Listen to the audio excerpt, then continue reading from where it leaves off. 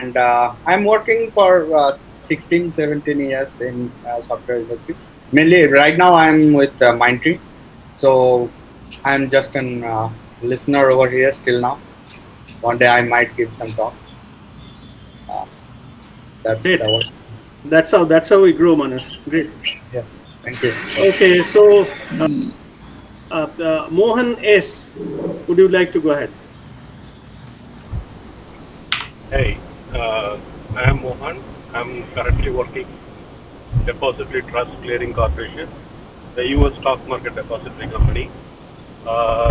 For last 2 years, I'm attending this conference, and I'm working in distributed systems and the chaos engineering streams. Yeah, thank you.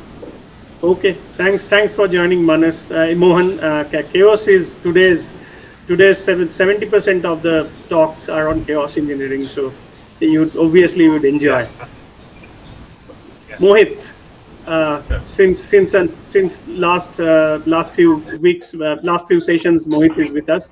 Please go ahead and reintroduce. Sure, sure. Hello, everyone. My name is Mohit Pandit. I'm one of the operations manager at AWS for premium support team. I have attended few of this session. It's been really exciting to know how technology and different tools and services are being used across industries. So that's the fun which I get at this forum, and that's the reason I'm here for. Thank you. Thanks, Mohit. So Naju Mudin, would you like to introduce yourself? Please feel free to come on camera. Yes, sure.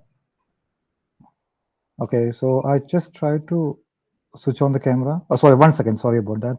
Um, okay, yes. So good morning, good afternoon, or good evening, all of you folks. So my name is Najmuddin. So I'm working as a site reliability engineer at Sabre. So before that, I worked for Yahoo. And so I know Jessica and all. We have met a lot of times in Yahoo, and especially at the anchor and all. So it's good to have you guys back.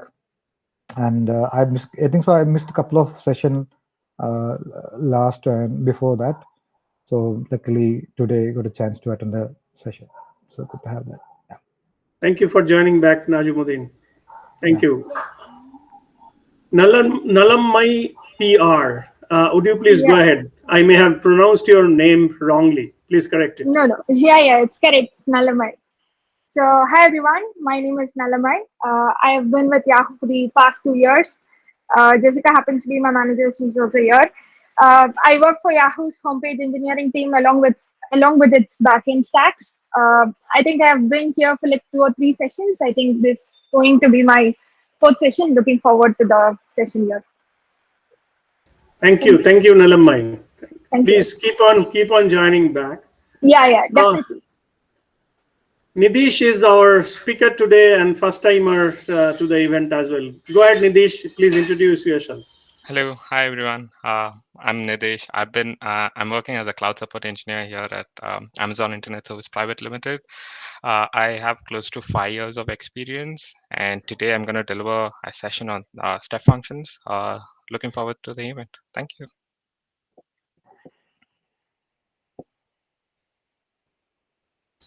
Thank you, Nidish. So keep on joining. This is a great community. Prashant S, would you like to come on the camera and introduce yourself? Yeah. Hey guys, good morning. My name is Prashant. I work for Sienna Blue Planet.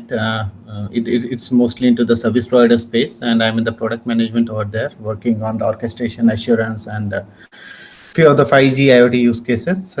Yeah, been attending this session for almost like 3-4 years. I think, yeah, that's about me. Thank you.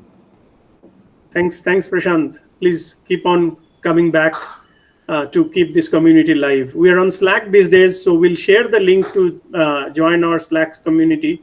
Once Anshu is back, so use those forums to keep the discussions live. Sure. Prithvi Kumar, would you like to come on the mic and video and introduce yourself, please? Yeah, hi Divanshu, hi guys. morning. Thanks for organizing the meetup. Yeah, I work for Rakuten for RPA team. So recently we've been working on this chaos engineering. We have been exploring tools like Litmus Chaos, and this session is very helpful. And I was part of large LSPE meetups couple of years back as well. So this is the one thing I look forward. I'll be waiting for these meetups very often. Thanks for the great talks. Thank you, Prithvi. Yeah, beyond chaos, we have a synchronization talk as well, which is how we orchestrate. So hopefully you would not only get yourself lost on chaos, and you will stay till synchronization happens. Thanks. Sure. Thanks for joining. Shanmuga, it's just introduction part now. Please go ahead. Okay. Hey guys, I'm Shanmuga. I'm with Yahoo for almost 12 plus years, and I have about 22 years experience. Yeah, we handle membership platforms. Plus, we started taking up additional development work also from Bangalore. So it's pretty nice to see you all. Thanks, Shanmuga, for hosting us. First of all, we'll come back to you. Shashank Sharma, would you like to go live? Yeah, thanks. Hi, I'm Shashank. I've been working as a software development engineer for Yahoo for the last 2 years. Although I haven't joined this meet on live, but I've been following this meet for the last couple of months. This is my first talk as a presenter, so I hope to see you guys in the next meetups as well. Great, Shashank. Sorry, I missed to mention that you are a speaker as well today, and actually the first speaker. Great. Let's hear from you. Okay, Simal, would you like to come online and introduce yourself? Hello, everyone. Can you hear me? Yes, Hello. You are audible. Yeah. So I'm Simal. I work for Visa. I've been attending this meetups for when it was held pre-COVID. So after that, I missed it, and this is the first time I'm coming back. It has been the talks that you guys host are very insightful and helpful, and I appreciate that for that. Thanks. Thank you, Simal. Please keep on coming back to this community. Smruti is also a first timer today, and Smruti is actually going to give an internal talk at AWS for chaos engineering, and he's here to listen from Yahoo and Google. So Smruti, please go ahead and introduce yourself.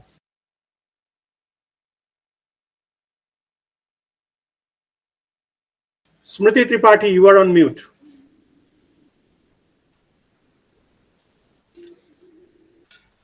Okay, some glitches with Smruti. So we'll go to Srinivas, old timer, kind of founder as well. Please go ahead, Srinivas. Yeah, no, not exactly founder. Dipanshu, you are the founder. You, Jessica, and other folks.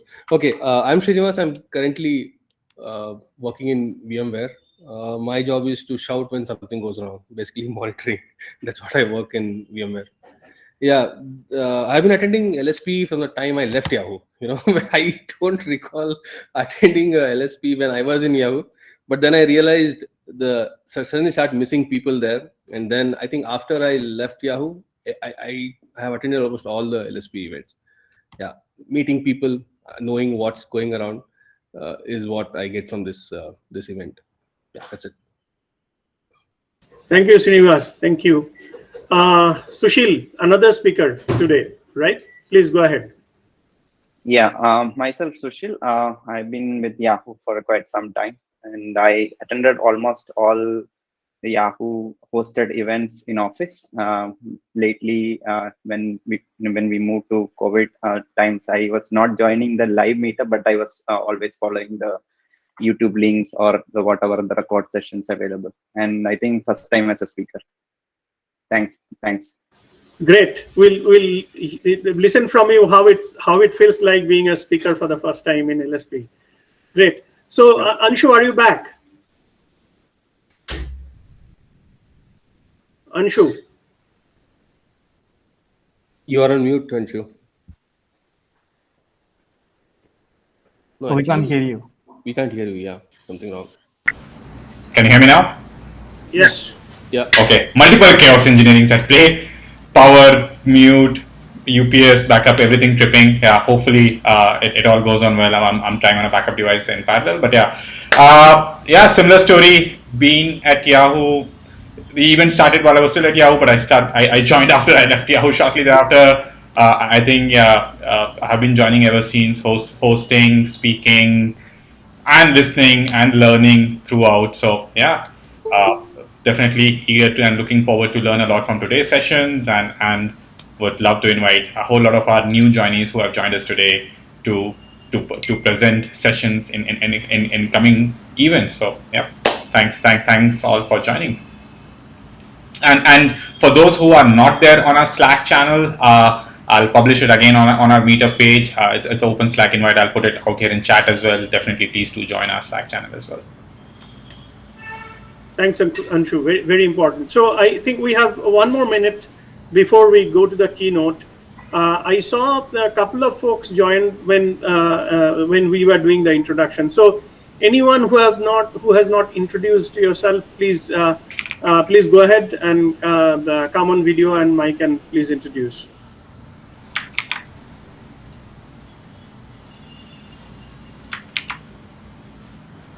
Hey folks, this is Rohit here.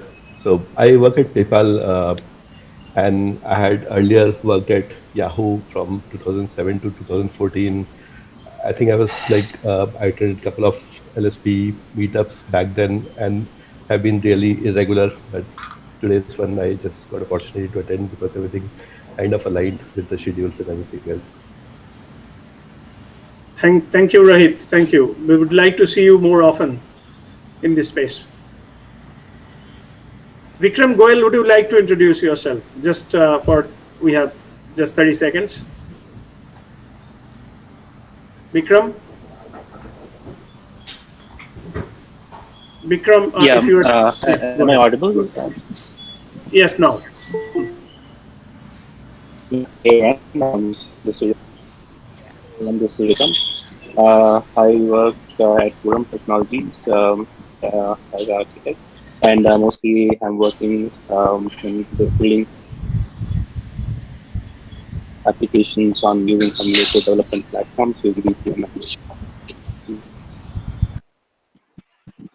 Thank you, Vikram. Thank you. We got you a little bit broken. That's okay. So I hope you would be able to hear everything right. Okay, so back to the program agenda. Thanks everyone. We have roughly around 30 folks on this space and a few on the stream as well. So I will invite now Shanmuga from who is the director at Yahoo, managing the membership team here, as a host to deliver why. I mean, it has been Yahoo all the time supporting this forum. Why it is very important to be in this community. Shanmuga, back to you. Thank you, Anshu. Thank you, Devanshu. Yeah, hello everyone. Good morning. A warm welcome to everyone for the 39th edition of LSPE Forum conference. So we have come a long way with your passion and dedication to share and learn from the best in the industry. We never thought we'll continue to work remotely for this long, and hopefully we are seeing that light at the end of the tunnel where we can physically come together to meet and socialize. So that's we are missing for the past couple of quarters. So, and of course, it's amazing to see we are running this meet for a decade without breakup. Thank you so much for the organizers like Debanshu, Damu, Badri, Tripathi, Anshu, and name a few others. Without them, this would have been not possible. Sorry for that. Yeah. So here again, we are on a virtual meet to move forward with our legacy of creating innovative solutions for production engineering problem at scale. So I hope you all guys enjoy this session. With that note, let's start with our first session from Yahoo. I request Sushil and Shashank to start with. Sure. Yeah, Shashank, can you present this?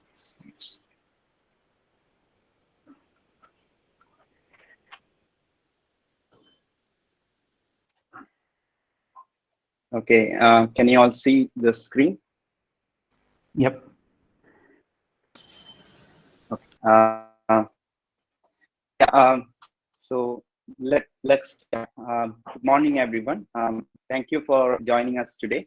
In this presentation, we are going to walk you through our open source effort on the Kaios testing framework, and we call it as Kaios.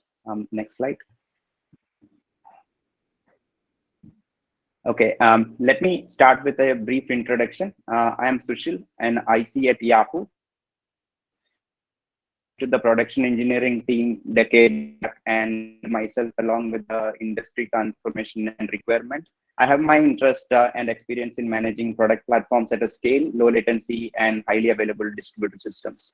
With myself, Shashank. Hi, I'm Shashank Sharma, working as a software development engineer at Yahoo for the last 2 years, with an experience of developing user-facing products for Yahoo's membership platform. Yeah, next slide. Okay, before heading to the agenda, like what is lined up for the talk today, now I think over last couple of LSP events, we were talking about Kaios engineering a lot, and today also we have sessions.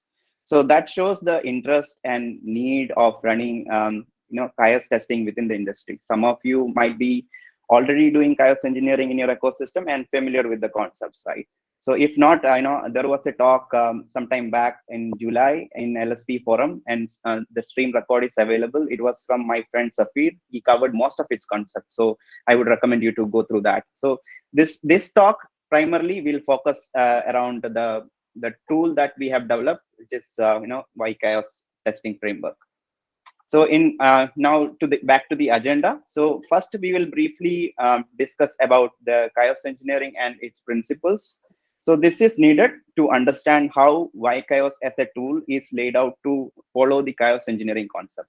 Then we'll talk about the use cases that we wanted to solve and our requirements internally. So in other words, we would like to talk about why we had to come up with a new framework, or even what made us to open source it.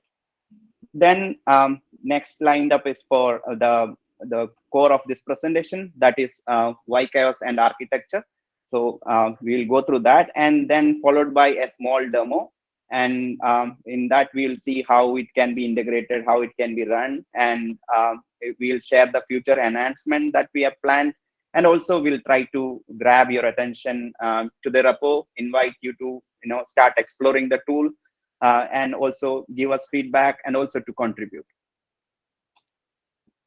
Yeah, introduction to Kaios engineering. So principles of Kaios engineering defines Kaios engineering this way, right? So Kaios engineering is a discipline of experimenting on a system to build confidence in the system's capability to withstand the turbulent conditions in production. So the definition says that Kaios testing is always preferred against production. So we start Kaios testing. You can see in the diagram on the slide. We start the Kaios testing with defining a steady state is nothing but a set of expectations, KPI observables, indicating that your application is normal level of operation. So that is your normal operating situation. So you define that this criteria or these metrics, you can see if this is within this number, then you consider that as a steady state. So once you define that, then your system should be divided into two parts. That is, if you have a web serving pool, then you define that into you classify that into a small subset where you can perform the Kaios testing. So basically, you divide that into two groups. One is called as control group, and other is called as experimental group. By doing this, the turbulence that we are injecting remains within that small group that you configure, and the range, like how big that group has to be, that you can decide. So initially, if you are doing a Kaios testing, then you might want to start with a small group because you don't want to introduce Kaios testing and you don't want to create whole mess in your production environment. Like we discussed, this is preferred in the production environment, right? So if something goes bad, you can contain within that small group. That is the whole idea. Then, before starting the Kaios testing, we have to check the state of the system against the steady state criteria that we have arrived.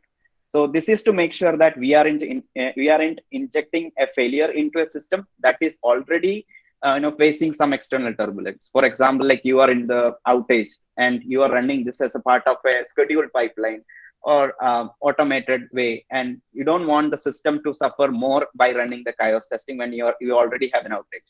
So before starting the Kaios, you should check whether your system is in good state or not. Then once you do all these things, the next step is you inject the attack or failure into the experimental group.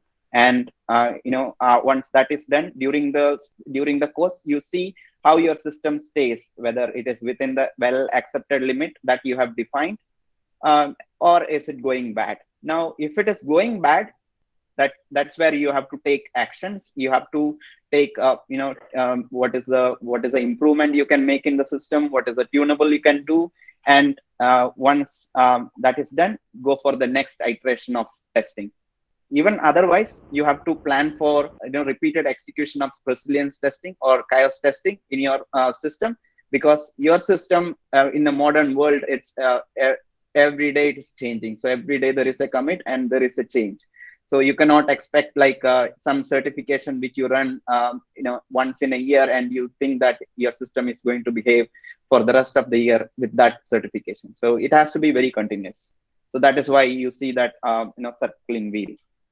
Now let's see some of the use cases that we had internally or that we wanted to solve.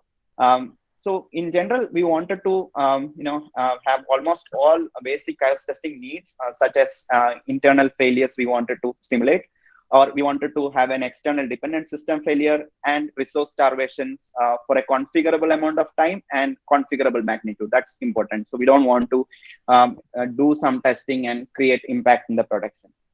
So overall, we wanted to test single node failure, rack failure, because there are applications in our use case which have rack awareness. So we wanted to see how the system behaves, or how the system automatically takes the BCP plans when take the racks down.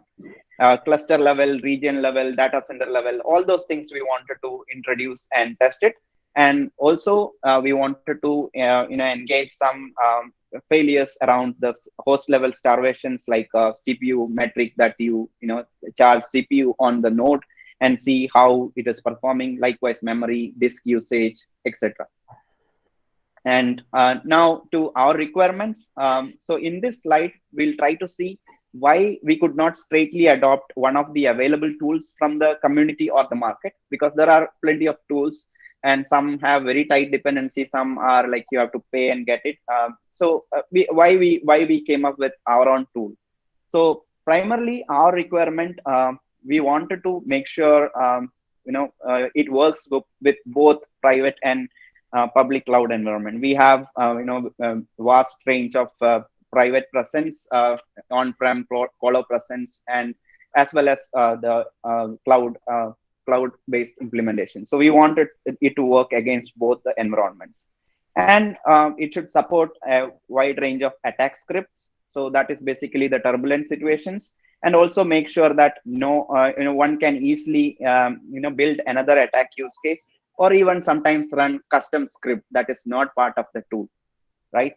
And another requirement was like it should not bring any additional software dependency on the system, and it should not bother the system owner that, okay, this guy is installing a lot of things on my system, I don't want to do the Kaios testing. That should not be the attitude.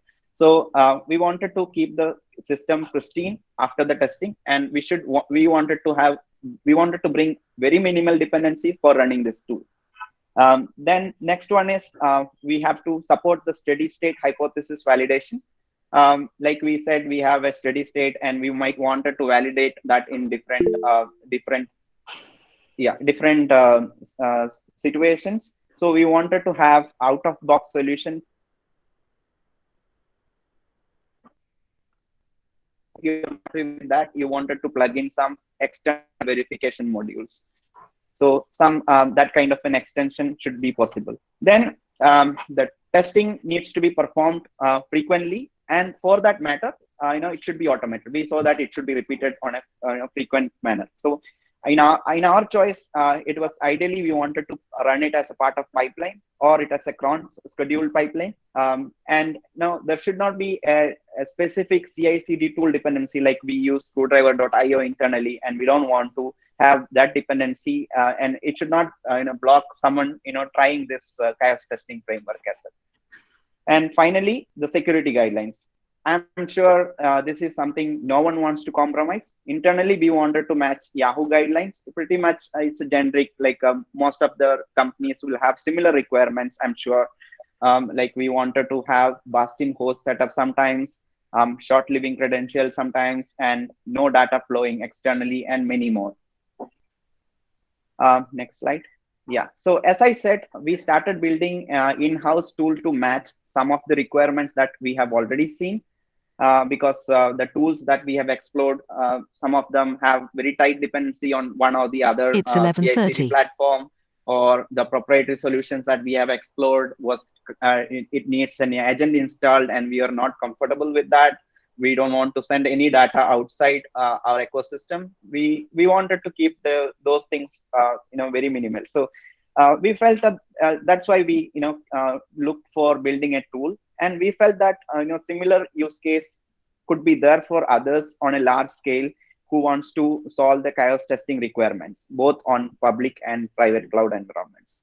So we made few tweaks to our internal version that we have developed as a quarter back, something like that. And I think there was a talk about that, which we called as GRU, Resilience Testing Framework. We talked about in LSPE event, December 2020 edition about it. So we made some adjustment to use by the open source community, and that's what we call it as Project Kaios, and it is open source. It's available in GitHub. It's under Apache 2.0 open source license. Now let's see some of the open sourcing efforts that we have done in terms of making it community usable when it compared to its original version group. So all the remote access use cases, we have replaced the dependencies of Yahoo internal tools with Ansible. So more of open source platform independent solution, and everybody will be comfortable using that. So, and we have brought more control over what is executed on the target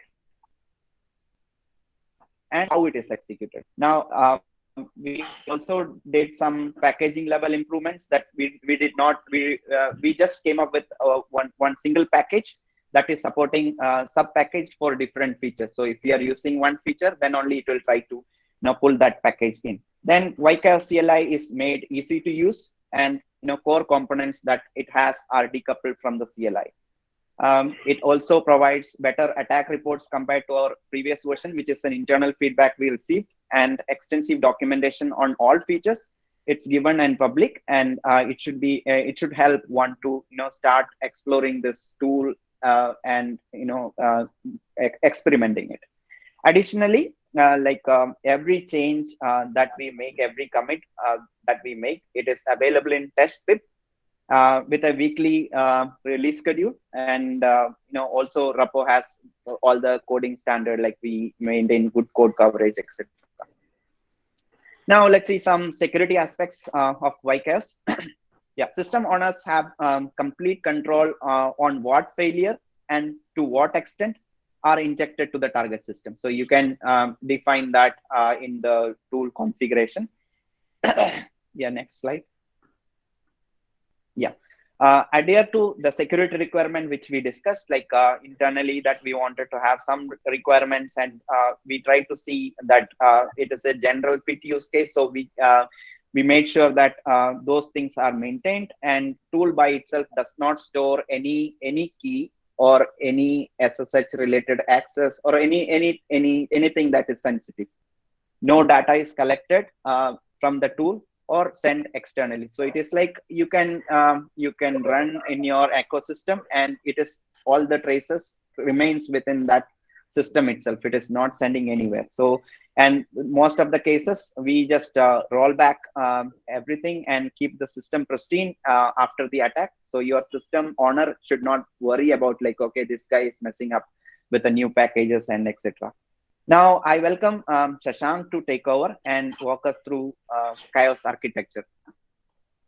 Yeah, thanks, Sushil. Also, now that we've seen why we need a package like YKS and what are the security aspects and what are the features available in YKS, let's look at the core components and core architecture of YKS and how each of the components in YKS adhere to the concept of chaos engineering. So to explain the components, let us take a simple example of a user who wants to perform chaos testing on their infrastructure by running a CPU burn test. We want to hog the CPU on a particular set of hosts. So the same examples will be used later on during the demo. So the first thing the user has to configure or come up with in YKS is the test plan. So which is a structured document in JSON or YAML format. So that follows the schema provided by YKS. That's us. Now this document will act as an input to the framework containing various configurations that you need for performing an attack. Once the user has the test plan ready, so the next step that we have defined in chaos engineering is to define a steady state and verify if the system is in steady state or not. Now this is taken care by the verification component of YKS. So the component hosts are several plugins inside YKS which can be configured by the user as to how they want to assert if their system is in steady state or not. So some of the plugins that we have native is SDV4, which is a screwdriver CI/CD build plugin, a HTTP request verification plugin where you can verify the latency and status codes that are returned from your web service, Python module where you can write your own script as to how you want to measure the steady state of the system. We're also working on adding another plugin called OpenTSDB, which supports to verify the system state using metrics. Now the same verification component can also be used to verify the system state during an attack and also post chaos to verify if the system is back to the state it was before chaos testing. Let's move on to the next component of YKS, which is the executor. So YKS architecture is modularized to handle different types of targets like virtual machine, bare metal, Kubernetes, etc. Now the target executor defines the steps as to where the attack scripts has to be executed. For example, in the case of VM, we are going to SSH to the VM and run the coordinator on the box. So let us go over what a coordinator is. A coordinator is responsible for controlling the execution of the attack scripts. For the example, it's a CPU burn. Now, this is responsible for controlling the execution of attack scripts on the target, including setting them up, executing them, and as we said, bringing the system back to its original state. The last and the most important component of YKS are its agents. These are the actual attack scripts that are run on the targets, and these are designed to run independently out of all the other components. So YKS supports a lot of agents inbuilt in the tool, like CPU burn, which hogs the CPU on a particular machine, disk fill, which fills up the disk, network block, DNS block, which alters your IP table rules to block calls to a certain IP or network. We also have certain validation agents like SSL certificate validation, which asserts the expiry date of the certificates returned from an endpoint. TLS certificate file validation, which looks at the expiry of the certificate and asserts that if your expiry is within the limit or not. Let's look at the execution flow of YKS. We've seen what are the components that are present in YKS. Now let's look at how each of the components interact with each other to make the execution flow of YKS. So as I said, the first component was the test plan, which is at the top of the execution flow. The user defines a test plan as to what needs to be done on the target. Now that is passed to YKS. The executor, as I said, determines the target type you want to attack. In this case, a VM or a bare metal. Now this configuration is passed to the agent coordinator, which takes care of running all the agents that you have configured in the test plan on the target machine. Now you can configure the agents to be run in concurrent mode or in sequential mode. If you configure it in sequential mode, it'll iterate through all the agents and it'll run each of the agents on your target machine. If I go as to how each of the agents run, it's basically defined by you in the test plan. It's set up, it's run, and it's tear down. After tear down, all your system, when it was attacked, it would have been in a state where it's messed up, and after tear down, we bring back the system back to its steady state. Once this is done, you'll have to verify if the system state is back to normal or not. If it's not back to normal state, you will have to take corrective measures and repeat the steps as we mentioned before. If it's all good, you're done with the resilience testing, and you can look back at the test once again when you want to do this test again. So let's move on to the demo. For this demo, I'll be going over the verification part of YKS. I'll be explaining how you can write a test plan, how it's configurable, and also run a simple verification scenario. And I'll be handing it back to Sushil to go over the attack scripts.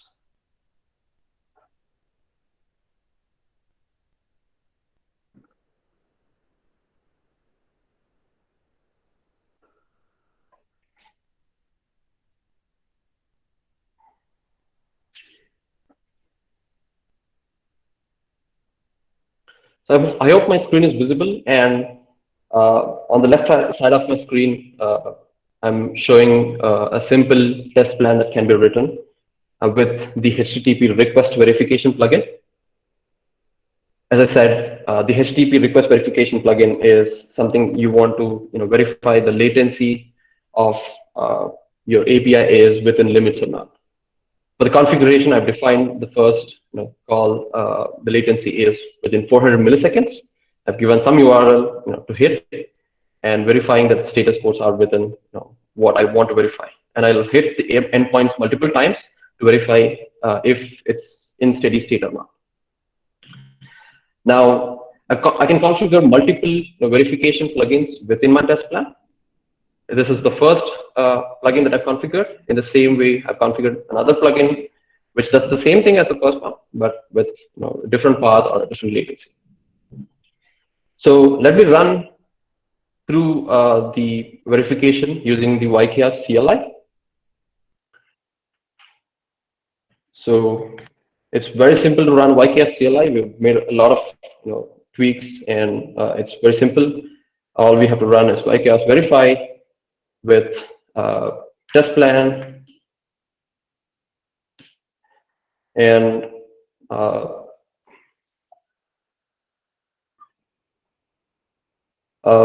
done the report into a report.yaml format. So the tool starts to hit these endpoints that are configured in my test plan and verifies if my latencies are within limits or not. Now, in the same way, you can configure a lot of other plugins that are available within the framework, like Python module, where you can write your own script as to what it should do, so that you have the entire control of what you need to verify before doing chaos. So now that we have verified that the system is in a steady state, I'll hand it over to Sushil to cover the attack part.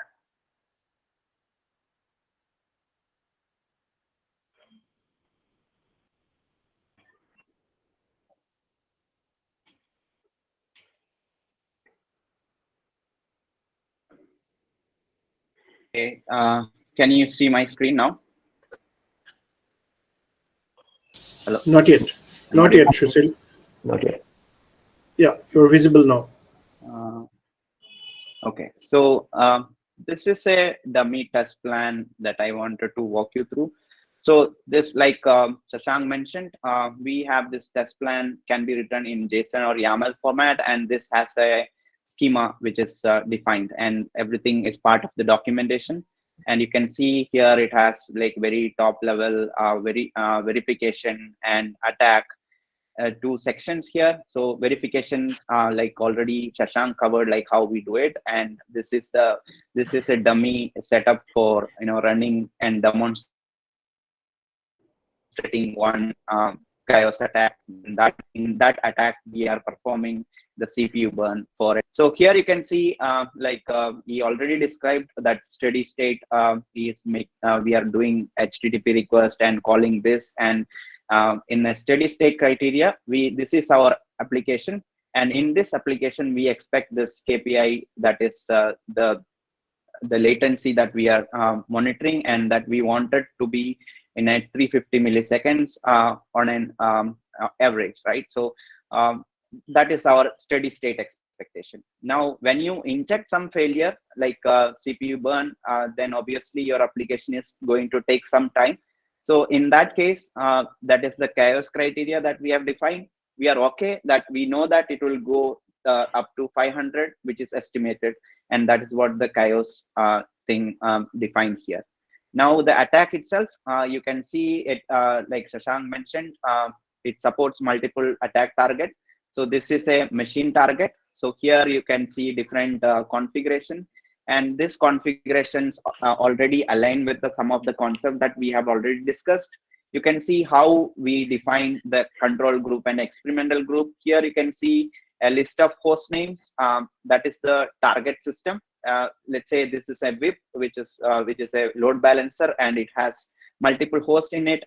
Let's say I have 4 hosts and I want to attack half of them. So I have a blast radius of 50%.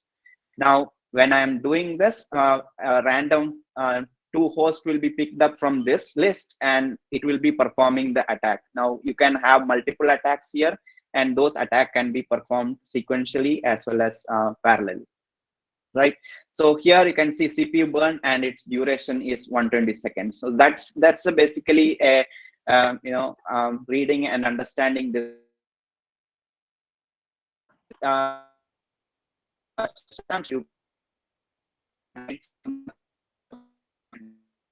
You going to show how it is integrated to a our screwdriver .io, that is our CD environment.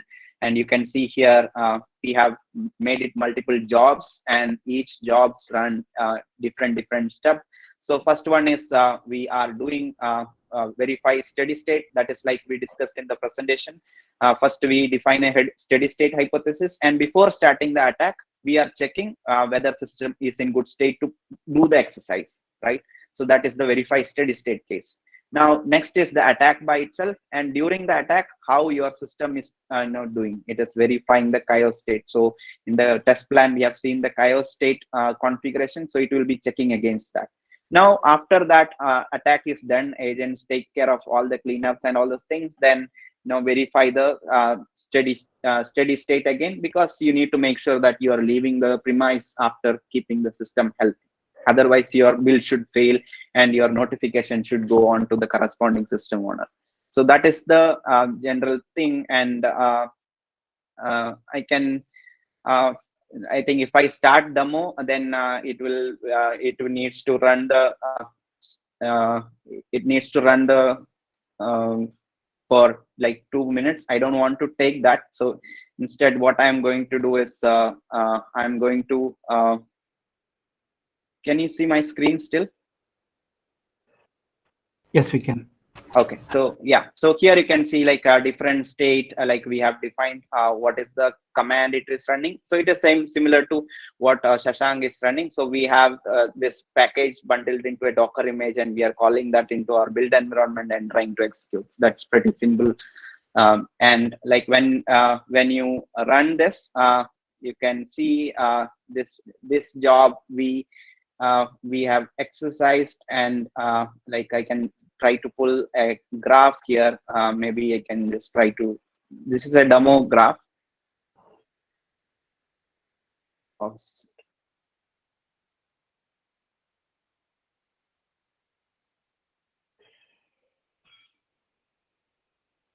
Yeah, so here you can see this point, like now this this point, we did a Kaios testing exercise. That is what you see, you saw in the screwdriver environment, and you can see this was the normal operating limit. And for a 2 minutes interval, we pumped up the CPU, and we were trying to inject the CPU burn. And during that, what we see here is like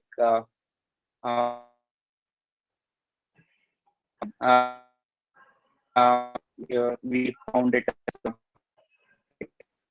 so we can assume, or we can deduce that our test plans that we have defined is well within the accepted limit. That is, we expected 500 milliseconds during the attack that we have performed, and it was okay. So it didn't go beyond that. So we can conclude that Kaios testing was fine.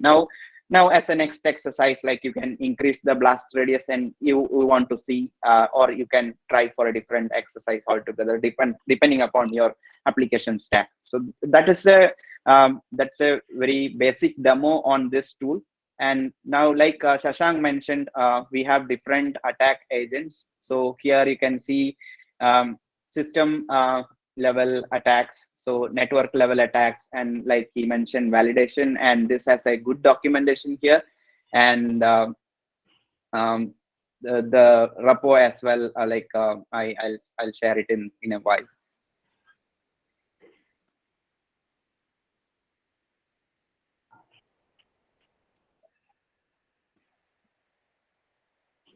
Yeah. So that's about the demo, and I'll just briefly talk about something that we have already thought about it, and we are in the pipeline of getting it done.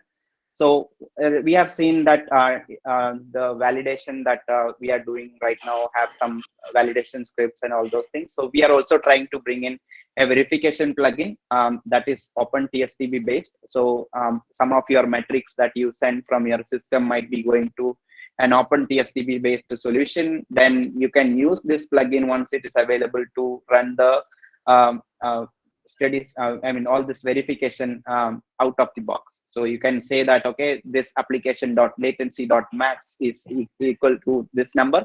Then you can consider that as a what is the action you want to take, or whether it to mark it as down or good. Then we are also working on getting a self-target executor to run the Kaios on the same machine. Sometimes you want to run it on localhost when you are installing this tool on the localhost instead of running from a build environment. So that is something which we are doing. And also we are planning to support the secret providers. So if the secrets need to be fetched from the popular use cases, then you can try to get it, or you can have whatever the internal tools, right? And we also plan to have contrib agents. So that is where we can bring our own agent executors. And we are also planning to get some of the executors, additional executors in place.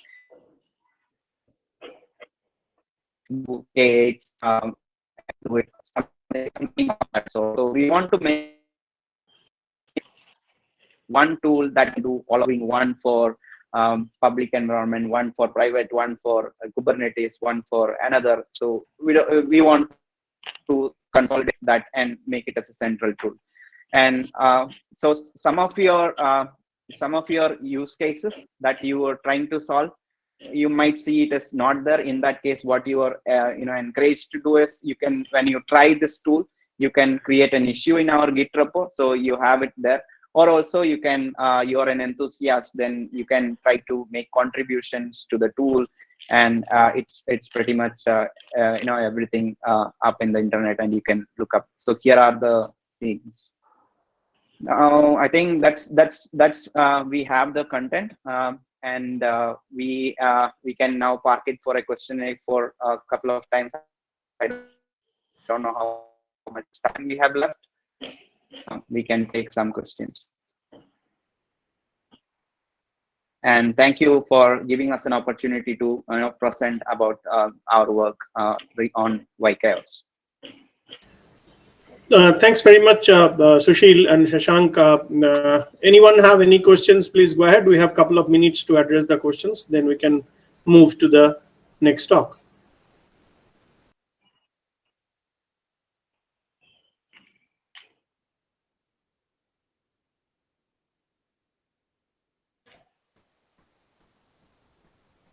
Any questions? Yeah, Anyone? I have one question. Please go ahead, Prithvi. Thank you, Sushil and Shahar, for the work. Yeah, so anything related to the security-based chaos we are looking at, like what is it supported from why chaos today? So, can you explain what you meant by security-based chaos? What kind of chaos are you looking at? Are you looking at some kind of a DDoS attack that is performing to your application? Yes, something related to that. Yeah, so at present, I don't think we have that implementation, but we can, like I said, the tool is like a more of extensible format. So we can easily add an agent, and we can also write custom script and do that and call that script from the tool, and you can get it done. So like you see, if there is a specific use case, then we can also look at like what is your use case, and you can create a Git issue. We can start taking up from there. Sure. Thank you so much. We'll get that. Yeah. Question. Any further questions?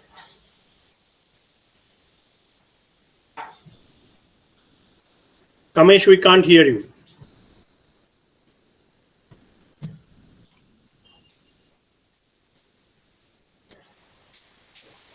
Okay, so I thought Kamesh is asking something, but we didn't hear Kamesh. On the chat, no questions on the chat as well.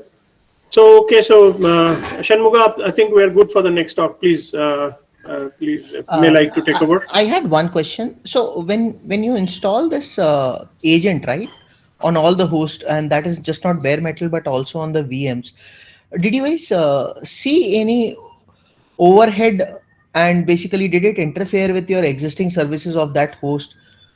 So was there an overhead of this agent, and how did you guys optimize it, if there was any? So as such, we don't install it in the root of the system. So the package itself is bundled as a pip package, and we make sure that we create a virtual environment on the target and install it just inside the virtual environment, so that it won't interfere with the services that are running on your machine. So and also, as we said, that once the entire attack is done, we take care of deleting all of those that we install, all of the attack scripts. So as such, it won't interfere with the operating the things that are on the target, but it will do the necessary things that it's supposed to do. To add to that, so what basic requirement that we have is Python. So we just need Python, and most of the systems come with the Python, and sometimes you might see Python 2.7 as a default, and that is the only available version. Then we try to pull the Python 3.x version.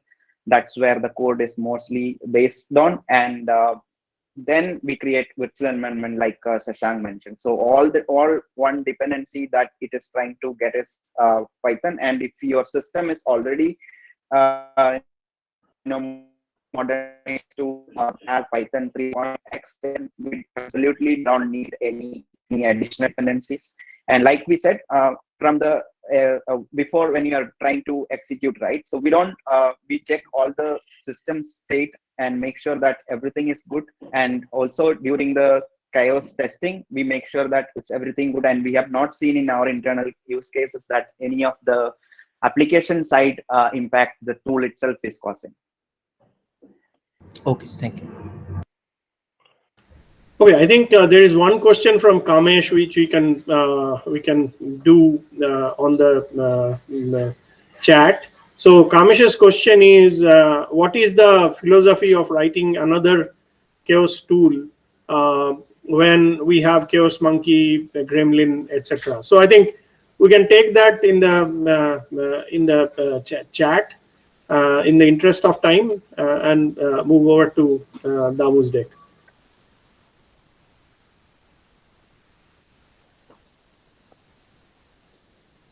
Sushil may like to, yeah, okay, Damu is on.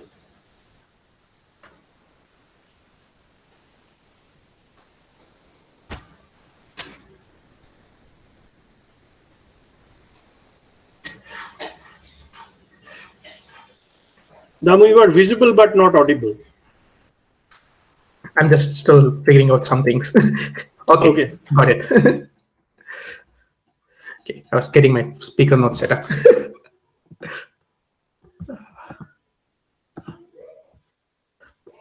Just give me a second. Okay, thanks everyone. I'm Damu. I'm a staff site reliability engineer in Google Sydney.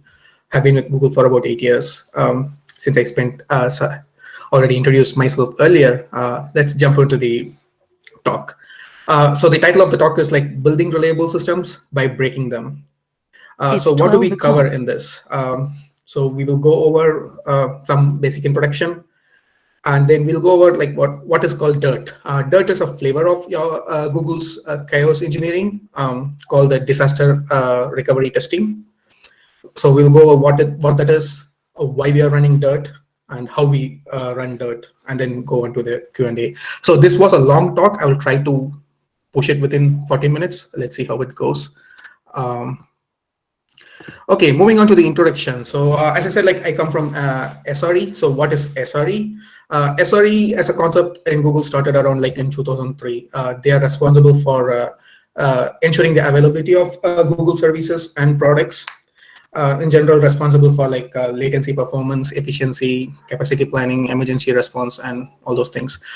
In short, like the vice president, Ben Traynor, he likes to put it like SRE is what happens when you ask a software engineer to design an operations function, which basically means like use software instead of human toil. That's the fundamental aspect of SRE. So moving on to the next one. So there are a couple of books which talks about SRE as a concept, and a workbook to kind of give concrete examples about how the certain implementations are done. You can search for it and it should be available for free. Okay, let's move on to the actual core of the talk, right? So what is DIRT? So DIRT is what we call disaster recovery testing, or sometimes we also call it like disaster resilience testing. It is a coordinated event, kind of like run once a year across the entire company, and for a definite period of time. So it's a fixed period of time in that year when we run this disaster test. It's lots of groups of engineers take part in it. This is repeated every year. So the core reason for doing this is like to make sure the services are resilient to catastrophes and outages. So that is the fundamental thing. And the underlying principle is like you keep testing it, improve your systems, and eventually your system will become more resilient. Okay. So yeah, so that's the things like run the test, find the gaps, fix it, run the test again, iterate over this, you'll have a battle hardened system. So that's what the disaster recovery testing is. Okay. So when did it start, right? So the history of when it started and why it started. Like it started in around 2006 by the SRE team. So at that point of time, if you look, like Google was predominantly located in Mountain View. So disproportionately large presence of engineering and other leadership, it was present in Mountain View. So the obvious question was like, what happens if Mountain View goes offline? Can Google continue to run its business? So that's the fundamental question. So that's what triggered this DIRT test, and multiple teams. So it started as a small test. Over the years, it grew across the company, and multiple teams participate every year, like hundreds of engineers and non-engineering functions actually take part in it. What we do in that, so we simulate disasters and see how various systems inside Google respond to it, whether we are able to recover, whether we are able to fail over, whether people processes, business processes are able to continue function during the disaster. Everything is tested. And then the results are documented and then fixed and then continued next year. Okay, so why do we run DIRT, right? So what is the most important feature of a product? Any guesses? So coming from a site reliability engineer, the answer is not going to be much surprising. I would say it's reliability. It doesn't matter how functional your site, in the sense like what features your site or product has, unless it's usable by users when they require it, it's not useful to them, however fancy it may be. So reliability is kind of like the fundamental feature, and happy users will stay with your product and happy users will leave. So it's quite fundamental to your business. And then like the other core motto of SRE is like hope is not a strategy. What we mean is like, so you cannot run a large distributed system hoping that nothing will break. When you're running a large distributed system, almost something will break every day, every time. So things will go wrong and you can't just make it run your system based on hope. So you have to prepare your system to handle it. The other reason why you are doing dirt is like you want to find these problems under a controlled condition. What you mean is like, so when you're running a dirt test or something, you have multiple teams monitoring it. They know like things are going to break, so people can respond to it faster. So it's better to figure out, like discover these problems when you are expecting it and when you're kind of like have more support, than at the middle of the night you just wake up and see like, okay, your system is having a disaster. Like it's kind of, so under such a pressure, it's going to be really difficult to actually figure and restore your system's functionality. And probably at the time pressure, you may make the system response worse. And an untested plan is not a plan. So you may have your business, all your procedures documented, everything were written very documented and detailed. It doesn't matter unless you test it. It's not proven to be reliable. So you have to prove your system is reliable, you have to actually test it. And only then you can say that your plan actually works.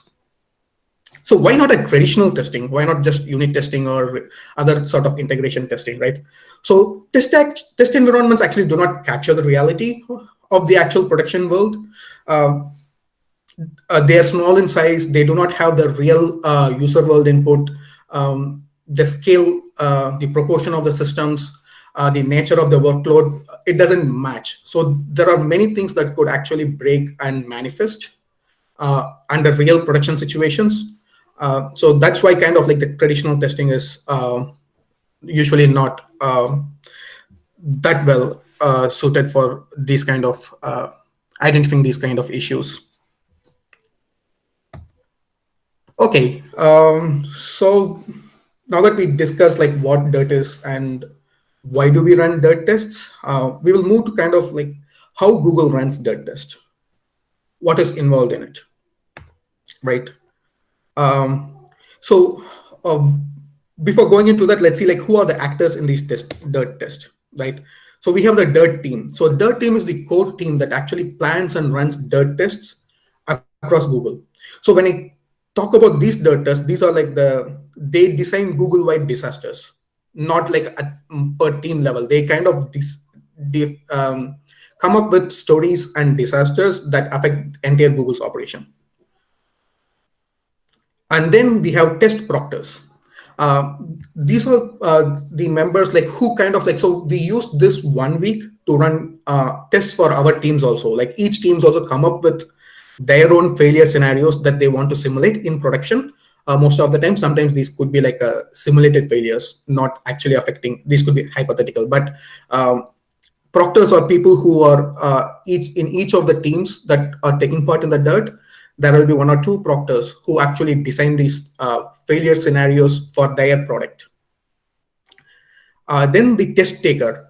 So during the dirt week, these are the people who get affected by these tests. You don't know who they're going to be. It will be the person who will be on call on that day. They will not know that they are going to be the person who will be tested. So they are the one who actually responds to these issues.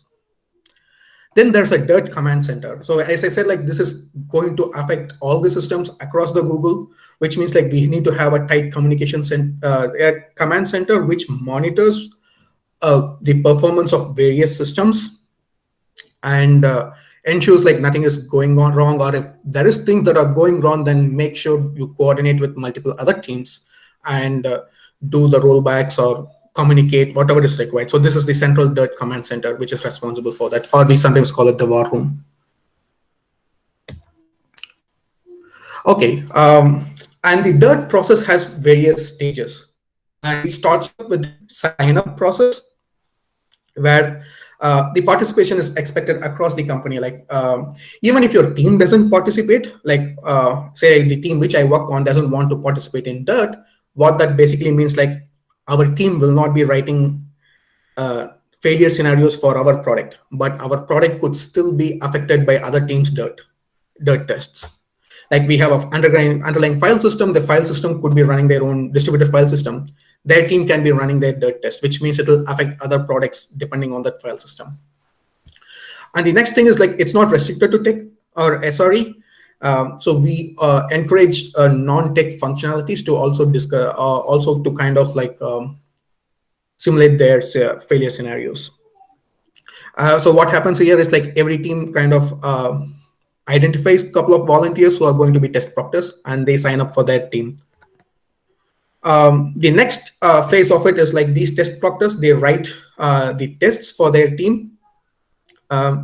There's a standard document template which asks about details like what is the change that's being done, what is the goal of the test, what are you trying to learn from this test. And another important thing is like, okay, you're running this test, and if something goes wrong, how are you going to roll it back? And what is the risk assessment? Is it the low risk test, high risk test, medium risk test? So it has a reporter of questions which the test proctors address and fill out a document for each of their tests. So you have filled out the tests, and now what happens, right? So then these tests are reviewed by the DIRT team. So there are DIRT teams, and then there are like product area or like organization level volunteers who actually review these test plans. So what do they check in it? Like, so they check like whether this test makes sense. Is it doable? What is the risk? So when you're running the test, like, so if it's a high risk test, then you also get in more experts to kind of come and review like whether the rollback makes sense, like whether the running this test makes sense, and all those things.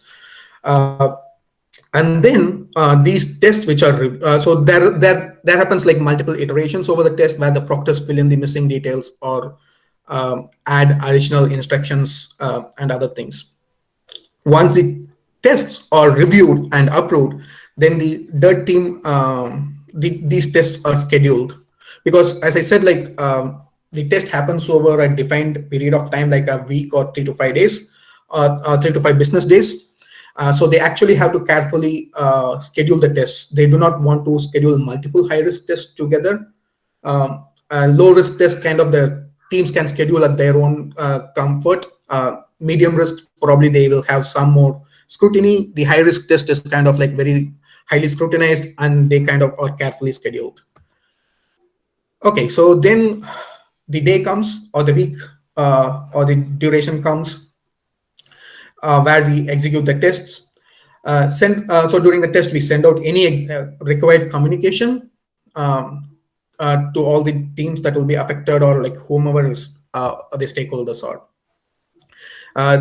Then the tests are executed as scheduled. As I said, like high-risk tests are closely monitored, like the DIRT war room. They keep an eye on all the health parameters and multiple dashboards. They keep an eye on news, Twitter, whatever is required to make sure like things are not going south. So in case of any unintended outages, then things get escalated to DIRT war room, or they themselves might have identified already. They coordinated with the teams to make sure the issues resolved. Anything that needs to be rolled back gets rolled back, and things, the normalcy is restored. So you have now run the tests. What happens after that?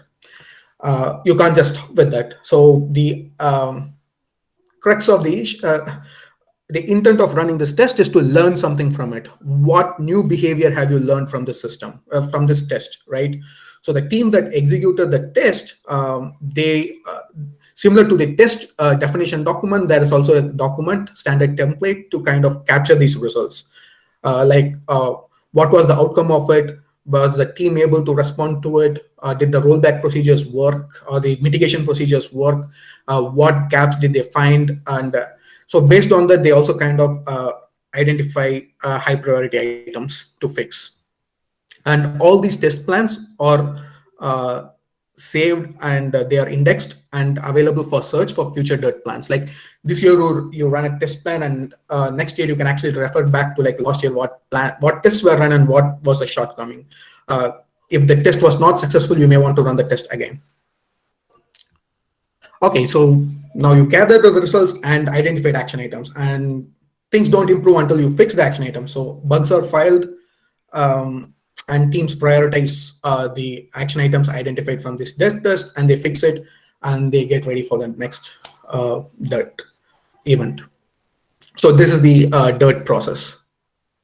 Okay, so now that we define the dirt process, when the dirt happens, there are certain rules of engagements so that the entire event goes without much of an issue. So what are those rules of engagement? The first rule of engagement is no SLO breaking impact on external systems or users. It's kind of a bit counterintuitive because we said like the intent of the test is to break the system. Yeah, we do want to break the system, but we do not want to degrade the system that we miss the SLO or SLA that we have given to our customers. So that is not acceptable. So customers, SLO is kind of like is the guiding factor, and that is paramount that we actually do not violate the SLO. Then production emergencies always takes precedence over dirt emergencies. So just because dirt is happening, it doesn't mean other production actual outages will not happen. So when the actual outage happens, obviously the production emergencies take precedence. So the dirt test will either be deferred or will be stopped. And run dirt test with transparency.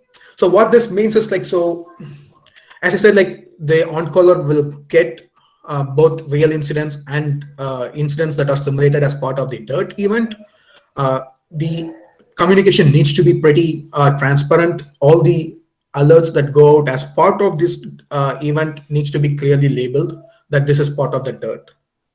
This doesn't mean like they can ignore it. It only means like if there is a choice that they need to make with a production emergency and the dirt emergency, it's very clear to them. And usually these communication also has like funny stories like alien invasion and all those things, so that it becomes really obvious like this is a dirt event. And minimize the cost, maximize the value.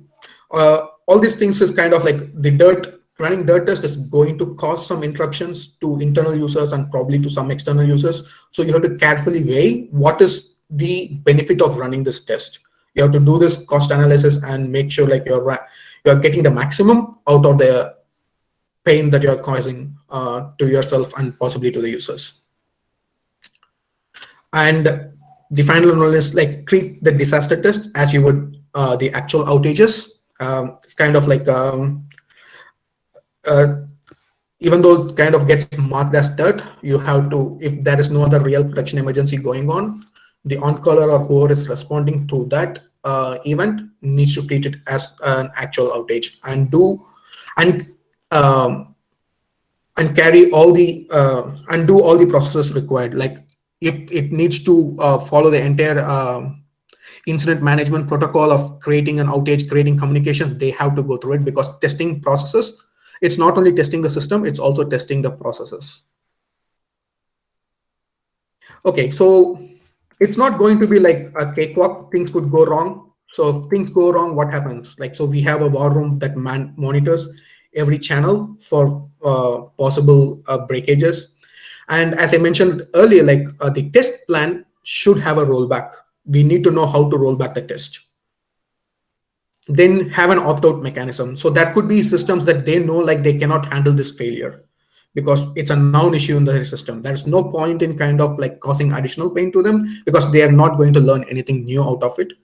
So there should be so usually the tests have an opt-out mechanism for them. And then you need to have like a clear communication and good escalation paths, everything defined. So obviously, so there could be things that go wrong, but you need to have factors that mitigate the effect of it and reduce the blast radius. Okay, sorry, I'm rushing through a bit to cover the meat of the slides. Okay, so we've went through like what dirt is, why we run dirt, and how we run dirt. So now it's probably even more interesting part is like we will go through some of the example disasters. So this is not something recent. These are something, as I said, like it started in 2006. So it's taken from history. These are few years old, but still interesting to look at. As I said, like the dirt, so this disaster we are talking about is the disaster that's executed by the dirt team. So these are like Google-wide disasters. So this will affect multiple teams or like all teams across Google. So what is the disaster scenario, right? As you may have known, like Bay Area is prone to earthquake, right? So the simulated disaster here is like, say a meteor hit the Bay Area or something like, so the Bay Area had an earthquake and then there's an aftershock. So Mountain View, the head office, is offline, right? So what do we want to test here? It's basically to test how we do the emergency response, how the operations, like it's the business operations and everything, do they fail over? That's the fundamental thing that we want to test. So to run this test, like the dirt team has people who research things about earthquakes and what the effects of it, get into the finer details of the effects, and they try to keep the story as close to reality as possible, but still it's a simulated one, right? It's not we are not causing a real earthquake anywhere. Okay, so what do we want to find from this test? What is the response we are expecting? Did we safely evacuate people, right? So do we know like where the employees are? They are in the office, they are at their home, they are in the commute, or we had people traveling into US, and whether they are in the US, where they are, do we have data? So were we able to find people and alert them about the disaster that has happened? And similarly, there are like business processes, incident management things. Since the headquarters is offline, did these things fail over to other sites? Did that happen? How did the communication work out? Right. So these are all the things which is evaluated as part of this test. So did they learn anything in this test? Yeah. So there are lots of interesting learning. So these things were repeated time over time till kind of like Google kind of got into some reasonably working shape, right? So yeah, so when you do a mass evacuation of a big office and ask everyone to pile into the parking lot and all those things, so they found like lots of procedures, lots of errors in the procedures that needs to be fixed in doing the evacuation protocol. The other interesting thing is like, so this is, as I said, like it's kind of like few years old. So at that point of time, like many key people in the company, they were given satellite phones. The purpose of that satellite phone is like in case of such disasters or any emergency situation that they got caught in, the expectation is like they use the satellite phone because probably your landline and mobile and everything is kind of like gone. So they use the satellite phone to communicate to like Google Security or some other system or some other incident center using the satellite phone. And the expectation is like at least some people would have called, right? To the surprise, like they didn't have anyone calling on the satellite phones. So why didn't it happen? So for one, like, so the satellite phones, for having better coverage, you are supposed to be on the roof of the building. And you don't want people to go to the roof of the building during an earthquake. And then since like they never had to use satellite phones in a day-to-day operations, the phones were never charged. And they didn't, they didn't know how to use the satellite phones. Since they never had to use it, they didn't know how to use it at all. So basically they kind of like figured out like, okay, this is kind of like a useless. Everyone has a satellite phone, but no one knows how to use it. And then the people alerter. So this is basically a system which knows about like your contacts, like what are the employees, where the employees are, what their email address, what their mobile phone numbers, what other escalation paths. So what happened is like it found all of those, it knew all of those details, and it sent in each of those channels, like spammed everyone with lots of messages like, okay, this disaster has hit the headquarters, but it couldn't manage the acknowledgement, or it didn't have a way to manage the acknowledgement. So the things failed. So the alerting system didn't work as intended. So these are the different things that they kind of like learned and then fix it. Okay, so it's a multi-day disaster. So this is the second part of it. So the earthquake happened. So now we are moving into a more technical part of it, right? So what happened is like the incident being simulated here is like you have a data center, and that data center has a fiber cut. So you cannot, that data center is offline, right? So what do they want to test out of this? They want to figure out like if the teams can actually bring back the data center seamlessly, and whether other systems can actually fail over to other data centers. Simple, right? Okay, so when the data center failure, fiber cut happened, so what's the first system that actually you like? How do you get to know about things are wrong, right? It's from your monitoring. Surprisingly, no one received any alerts. The data center went down, but no one received any alerts. Everything looked good. Why did everything look good? Because the monitoring system was in the data center that was being taken down, and there was no redundancy. Oops. So that's their first finding. And the next important thing is like, so you have a data center gone down, so multiple systems were not working, so people didn't have anything to do. What do they do next? Everyone thought like, okay, since we don't have anything to do, let's go to the cafes. And everyone rushed into the cafe and they DOSed it. Jeff was not happy about it. You have everyone coming into the cafe and asking for things. Yeah, unintended consequences. And again, you have approval systems. So they had approval systems which kind of like escalates to other sites and everything. But what they found was like lots of tickets were filed for which there was not anyone outside of Mountain View who could actually approve those tickets. So all these paperwork was being generated without knowing what could be done about it.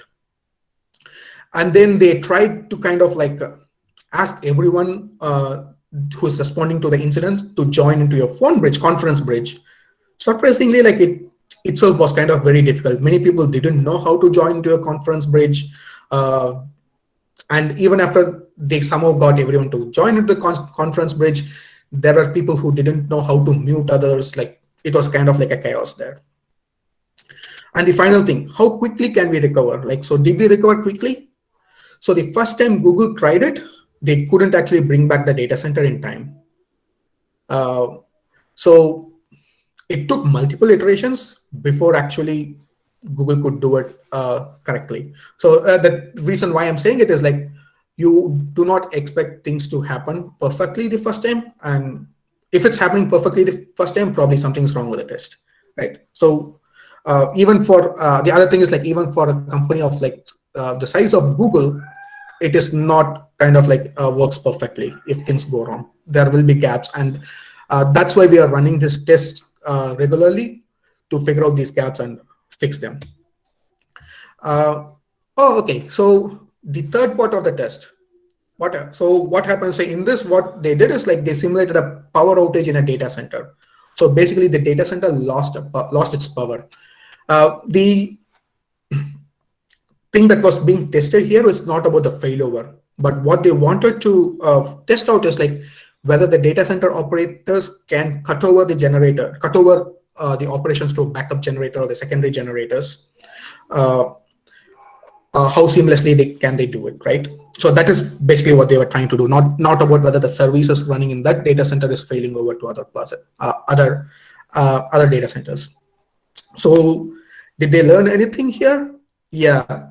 So there are things. So the interesting thing that they learned here is like, so in order to power up the emergency, so they created a scenario where to power up the backup generator, they required fuel, and for getting the emergency fuel, they talk to the vendor. So the scenario is like the vendor providing the emergency fuel, they're asking some large amount of money. But as I said, like the Mountain View, which is the headquarters, it is offline. They cannot get approval for it anywhere. So now, can the data center operators figure out how to acquire this fuel and get the backup generators on? So actually, it was a well-documented procedure, but none of them found it. So instead, what happened is like they came up with inventive ways of funding, and finally they were able to find Googlers who are willing to put it on their personal cards. So that's how they actually solved it. But the expected response was like they will actually use the existing playbook, which is a process, and use that to acquire the required fuel. So that's kind of like trying to tying back early where I said like an untested plan is not a plan, right? And similarly, plan that has not been exercised, it's basically non-existent because there is no guarantee like people will find it or know how to use it. So far we talked about the emergency response and a couple of technical outages, right? The last part of it is testing the people system, right? So what they had is like there are people in the war room who will actually go and randomly ping the HR people, and they start giving them lots of complaints because there's an earthquake. People would have traveled into US and they would have been stuck. They'll say like, oh, my flight out of California is kind of like costing me $10,000, or kind of like they come up with various scenarios and they kind of like start sending complaints to the HR. The expected response is like whether HR is able to come up with policies on the fly. So the thing is like under these situations, you need your organization to be creative and flexible to handle these sort of scenarios. Having rigid structure and not kind of being able to invent on the fly will prevent effective response to these situations. So there are and the final takeaway is like, so as I said, like this is kind of happening over like a 3 to 5 days. So when you kind of like have what they found is like when people for the first 24 hours or like 48 hours, people are enthusiastic when such disaster tests happen. But much time after that, like you're kind of like fatigued, and under the fatigue situation, you are not going to take right decisions. You kind of start to optimize for your wellness because you're already tired. So you kind of like make decisions that make your case simpler, right? So that's so that kind of fed into like various IMAG policies and setting up communication hierarchies and protocols and making sure like there are sharded regions for response and all those kind of things. So this is a bigger Google-wide outage or a disaster that the DIRT team run. And then I also talked about like a test proctors, right? So who write tests for the systems that they manage. We'll see an example of that here. So the example I'm going to take here is like, I'm not sure how many of you have heard Borg in Google. So Borg is, so it's a container scheduling system used inside Google for scheduling jobs. It's basically the predecessor of Kubernetes, and so the equivalent of this in the open source world is Kubernetes. And this system has SLOs, like it gives guarantees about like how quickly your jobs get scheduled, or how often it may be booted out of a system, like rescheduled, restarted, and all those things. And it has multiple tiers of those support. And one of the tiers is best effort. So as the name says, it's a best effort. So it doesn't have any guarantee, right? So what is the test that they do? Like, so they, what the Borg team wants to test regularly is like, there are no critical jobs or like critical jobs that actually depend on this best effort quota. So what happens is like usually people start with their best effort quota because you don't have to get quota for it. You just go and run it. If the cluster is free, you'll get your job scheduled. And probably when they started, the cluster had enough resources. As the cluster utilization grows, then probably your job will start deteriorating. So this test captures those scenario. What they do is like they basically disable the best effort class of jobs in that cluster. So even if the cluster is free, your best effort job will not run. And you'll come to kind of like interesting findings. Like suddenly you'll see like people kind of piling up and saying like, oops, this is a very critical job and I'm not able to run it. So people would have misconfigured it. Like when they were testing it, they would have marked it as best effort and they've forgotten to kind of move it to kind of like a higher tier resource. So this is basically something testing the Hiram's law. Like you provide something as an API, it does not, so you promise something as an API, but what eventually sticks as an API for the user is the observable behavior of the system. Even if the behavior is not part of the contract, but the users are used to it, like they are using your system, and say you are saying like your SLO is like 10 millisecond and 99th percentile, but your system is kind of giving 1 millisecond at 99th percentile consistently, then even though your SLO says 10 millisecond, people will be designing their systems for your 1 millisecond, the best response time, because you have been giving that consistently. So that's why kind of like there are tests which actually makes the system run at the SLO level, and then make sure like people don't depend on the best performance of the system. Okay, so this is another final test which I'm going to discuss about.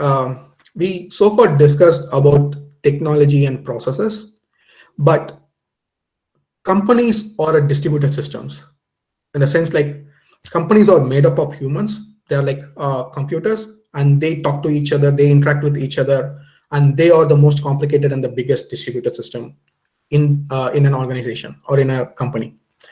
So what do we do about testing them, right? How do we test any failures or gaps in that?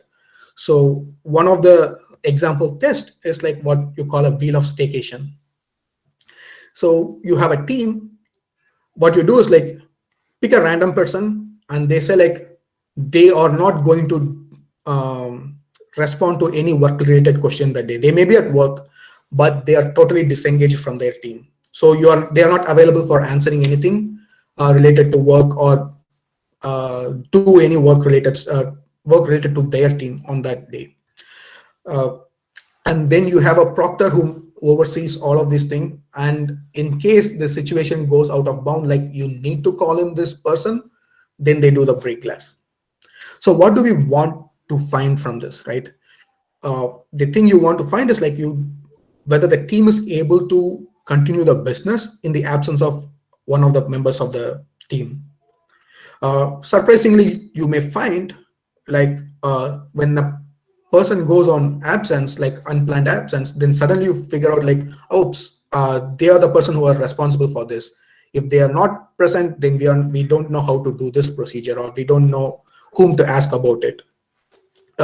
You'll find like the team has some sort of like tribal knowledge. Everyone has some part of the system known. It's not documented, or it's not well shared across the team. So this will help to identify those sort of scenarios. Okay, sorry. I'm going to rush through this a bit. We are close to the 40-minute mark. So this dirt event I talked about is kind of like happens once a year, right? But doing once a year is not enough. So as an evolution of it, Google runs something called as a continuous dirt. The procedure is still same. You have to actually write the testing plan, you have to get it validated, you have to get it scheduled and everything, but this can happen over the entire year. You don't have to wait for that particular time when the company-wide dirt is run. The thing is like the more tests you run, the more bugs you identify. And the other reason is like you could start with smaller tests and build it up into a larger test for the annual dirt process. So, so now we also do this continuous dirt exercise. Then again, now even this is kind of like bit has a higher overhead. So what we do is like we have a tool, so something similar to Kaios that's written inside Google, so which the teams use to kind of like regularly test their systems. It does things like RPC fault injections. It can do like VM terminations. It can take out capacity. It can do fuzzing test by sending in invalid inputs and to see like whether you can actually break the system. So and it also has automatic thing like a recommendation engine. You can actually point it to a binary and it will actually give a configuration saying like what test can be run for this system so that you don't have to write them manually. The final two things I'm going to touch on is like, so the other thing that happens regularly is what we call the Wheel of Misfortune, right? So you have a team, as I said, like you have lots of documentation, mitigation procedures, and you do not expect all of them to be happening every day or like regularly, even at a given, like often, right? So your documents could go out, all your playbooks could go stale, or you have a new person joining the team and you have to train them on incident response. So those are the things that are handled by Wheel of Misfortune. So it basically has it's a game in which there's a proctor who is an experienced person in the team, knows about the system. They will run a scenario. It could be an actual scenario where we induce failure into one of the system, or it could be a hypothetical scenario. And then there's a player who could be, usually they will be the new person who have less experience, and they will be the person who will be responding to that scenario. And they go over the playbooks, try to follow the playbooks and see if there are any gaps, and see. So it gives opportunity for the new person to learn about the system and also identify documentations and any mitigation gaps in the system. The final thing I'm going to touch upon is like a pre-mortem. So what is a pre-mortem? So far we have talked about systems that have existed, how to test a system that's already running. So pre-mortem is kind of like a exercise which you use to identify the gaps in the system before it goes into production. So what we do is like after the system is developed and it's ready to go into production, we give a talk about the system architecture and everything to the team, and then schedule a pre-mortem. So it's a place where the team can discuss about like all the failure scenarios, how the system handles it, what reliability gaps are there, and what needs to be fixed before the system can be promoted to production. It's a new system that's being developed or a new feature that's being developed. So how do we run it? Right? So we have a proctor, a note taker, and the participants, and a facilitator. Right? So basically, you set the stage by providing an overview where the facilitator or the proctor, they give the facilitator actually gives, they are the person who are developing the system and know the most about it. They give a presentation about the system and they open up the floor. And the participants start brainstorming on the scenarios, like what if scenarios, what if this breaks, what if that breaks. And then the facilitator who knows best about the system, they try to answer their questions. And then we eventually find gaps. And then once these gaps are identified, then we prioritize these failure scenarios, open action items for them. So if I identify these failure scenarios, and then the next part of it is like brainstorm on the mitigation, what needs to be fixed in order for the system to handle these failures. And then these becomes action items, which needs to be fixed before the production launch of the system. Okay, sorry, this is the final slide. So failures happen. You cannot hope it doesn't happen. The only thing you can do it is like you can be prepared for it and learn from it. Test everything. So when you are talking about testing and doing a disaster testing, do not focus just on the technology, because you need to test people, technology, and process. All of these things are interconnected. You cannot just test one of these systems and expect other things to work fine. So your test needs to be end-to-end. Fix it. So you run a test, you identify gaps. It is no good if you do not follow through fixing it. The final point is testing it continuously. Make sure it's part of your regular testing, and so you have a regular framework that you use to test, and you also need to kind of like have such regular events that you can use to test failures at a large scale. Cool. Thank you. So that's all about it. Sorry, I took five extra minutes.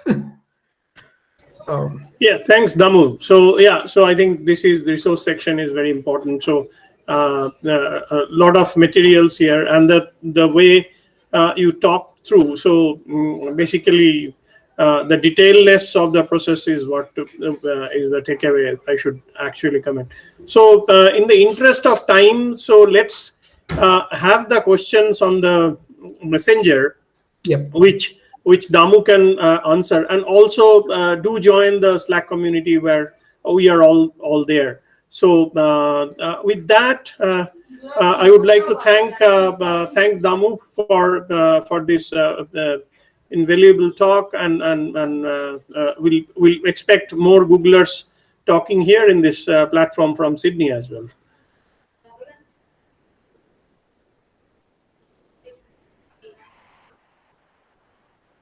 Great.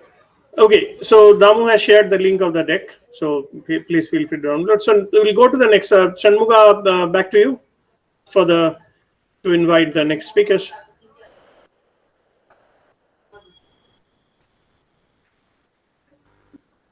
Hey, Damu, thanks for the presentation about chaos resilience thing that you're doing with. So I mean, it's quite interesting.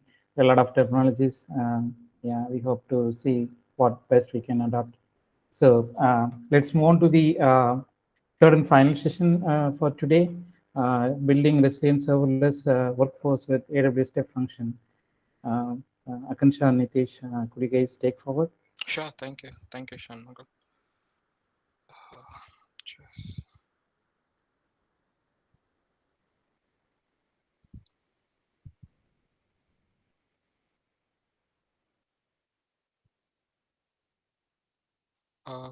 can you see my screen?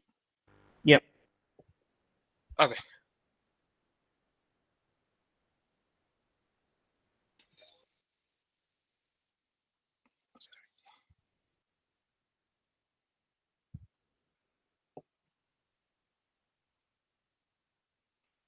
Oh, I'm sorry. Can you confirm again? Can you see my screen? Yes, we can. Yes, Nitish. Thank you. Thank you so much. Okay. Thank you. Hello, everyone. Good afternoon. Thank you for joining today's session. Today, we're going to talk about building resilient apps with AWS Step Functions. My name is Nitish, and I'm a cloud support engineer at AISPL. I also have my colleague Akansha, who is also a cloud support engineer who will be delivering this session with me. Now, let's go over the agenda. Today, we will start with having a gist on our day-to-day work in AWS and in who we are and what we do. We will discuss monolith and microservices architecture that will help us set the context of step function. Next, we'll discuss the advantages of using step functions. We'll also talk about different types of workflows and cover a few sample workflows. Finally, we will show you a running demo and also explain a real-world customer example.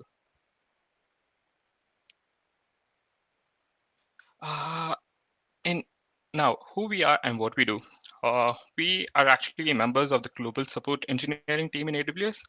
We provide technical support around the clock to make customers' cloud journey successful.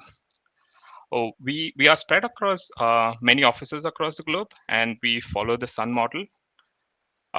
We also work with internal teams and become the voice of our customers.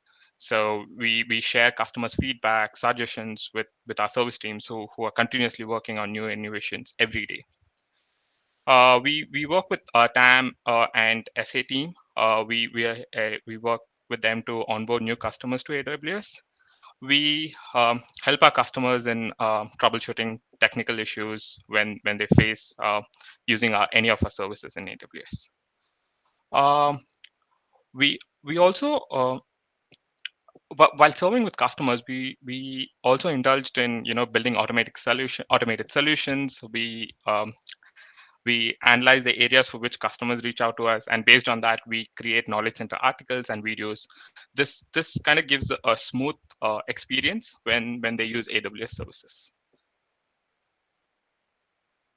Next, let's start with the topic in discussion today. In general, in an application, we kind of start off with monolith, where all our different components of a solution are deployed together. In this case, I picked out an example of an e-commerce application where all the services like account, which provides user account information, billing, that provides billing related information, shipping service that provides product shipping information, and inventory services. They're all deployed together. Now, monoliths are a great way to start, and sometimes they're a great way to leave your system as a monolith. You don't need to break them apart. But what we have often seen is over time, it makes sense that we start breaking out some of the functionality of a monolith into a more focused, smaller services. So when you do that, you generally end up with services that have their own data stores. These microservices can be built using API Gateway and Lambda and many other components depending on the use case. We already discussed how to create microservices using Lambda and API Gateway in the previous session, which was delivered by my colleague Sparsh and Nishant on July 17th. You can check out the recording for more information. Now, with microservices, what we gain is we gain increased agility and scalability. We also have the ability to work with different code bases on different services, and microservices allows to scale them horizontally or vertically, both on compute end as well as the data layer. Now, this is great, but with more services comes the challenge of figuring out how to coordinate them together to get things done. What used to be really easy in monolith can be more challenging in distributed environment, because you have to figure out how to make the services talk to each other in a reliable and understanding way, and that's where step functions can make things better. AWS Step Functions is a low-code visual workflow service used to orchestrate AWS service, automate business processes, and build serverless applications. Workflows allows manage failures, retries, parallelization, service integration, and observability, so developers can focus on high-value business logic. Let's dive into step functions features. Before we go into the features, let's discuss some of the advantages of using step functions. Now, with step functions, you can get started with a simple drag and drop interface. You can just drag components and build your workflow.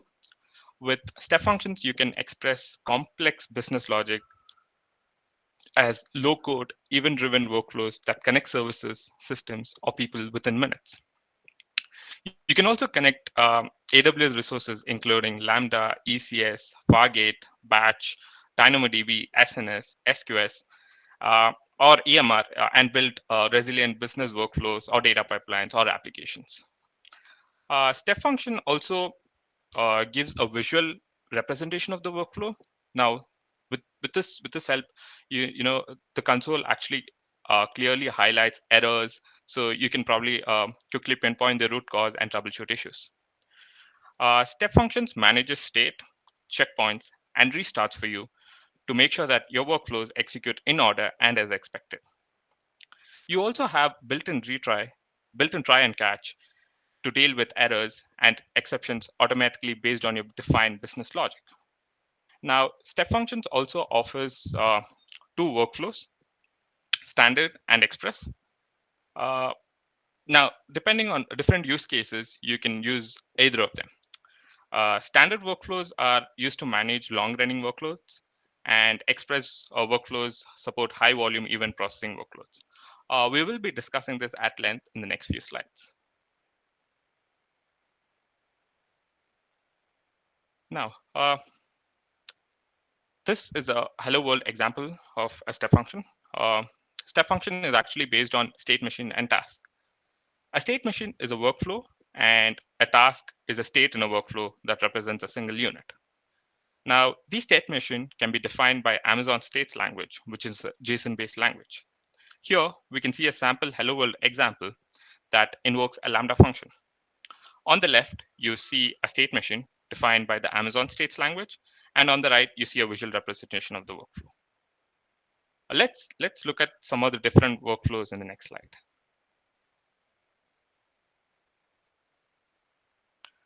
Now, you can see some workflows on the screen. Let's start with the sequence. In the sequence, you could build a workflow that just processes the file and deletes the file in a sequential manner. Now, for example, you could think of an example like image to PDF converter, where you just upload the image and it gets converted to, or a doc to PDF converter. You upload the document and it gets converted to PDF. You can build a workflow on that. Now, let's add more complexity to this. Imagine if you have to process the file differently depending on the parameters. In this case, you can use choice. Choice type allows you to perform comparisons, and based on the output, the next state is decided. Now, let's consider an example. For example, if the raw image needs to be converted into PNG, then you can include that as a parameter to let step functions know about it, and step function performs a comparison and then directs the flow to the appropriate state. This workflow is represented in the middle section that you see on the screen. Now, if you have a use case to process the files parallelly, then you can use the parallel state. In this example, the metadata extraction, resizing of image, and facial recognition are done in parallel for the same input data. You can see that workflow on the right side of the screen.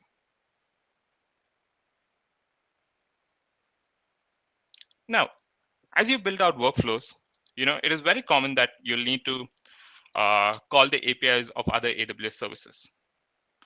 You can connect to a number of different compute services. So you can do things like kickoff tasks in Amazon ECS or AWS Fargate. You also have the ability to kick off batch executions. And so right there, that's a whole bunch of compute service that gives you a lot of flexibility in your workflows. You also have the ability to talk to services like Amazon SQS, SNS, and this could be really powerful, for integrating with other microservices that you don't have that in your infrastructure. I mean, that you have it in your infrastructure that may don't have direct integration with step functions. So, for example, you can put an object into a queue where you need to buffer the amount of information going into a service that's behind it. You can use SNS to directly send messages to HTTPS endpoint. And so, again, both of these, become really powerful in a distributed systems. You can also put you can also put data directly into DynamoDB. So DynamoDB is our non-relational database at AWS that can scale dynamically with workloads as well. Step function can also integrate with SageMaker, which is a machine learning service, and it can integrate with Amazon Glue, which kind of helps you build ETL workflows. So step functions can play a key part in applications like data lake or doing data analytics or any business analytics for your infrastructure. Now, to actually illustrate the power of direct service integration, it's worthwhile looking at how much simpler this becomes using a before and after example. Let's take an example of managing workflow. Now, previously, before we had this integration, in the last slide I explained there was a batch integration as well. Now, before this integration was supported by AWS step functions, you see the kind on the left side of the screen. What you might have to do to support this. So you might have to have a workflow where you submitted a job, and then you'd have to have a sleep function that basically takes time to wait for a specified number of seconds before it kicks off another step. This can go and probably look and see if the job is completed. If not, go back and wait for some more time. If it is completed, then it has to check if it succeeded or did it fail. And based on the outcome, you then have the a function to send message to SNS. Now, this complete workflow requires at a minimum, 6 different function calls or 6 different Lambda functions to complete this workflow. Now, if it has a direct integration, the one on the right, you see, that has a direct integration. So what happens is it kicks off a batch compute workflow, and what step function does is step function monitors the batch flow, and based on the outcome, they can directly publish a message to SNS. In this situation, if you compare both, you're writing less code, and It's 1 o'clock. you're just writing less code with the state function JSON. Now, I would like to hand over the presentation to Akanksha, who will explain the other features of step functions. Sure, thank you for that. I'll be screen sharing. Just 1 second.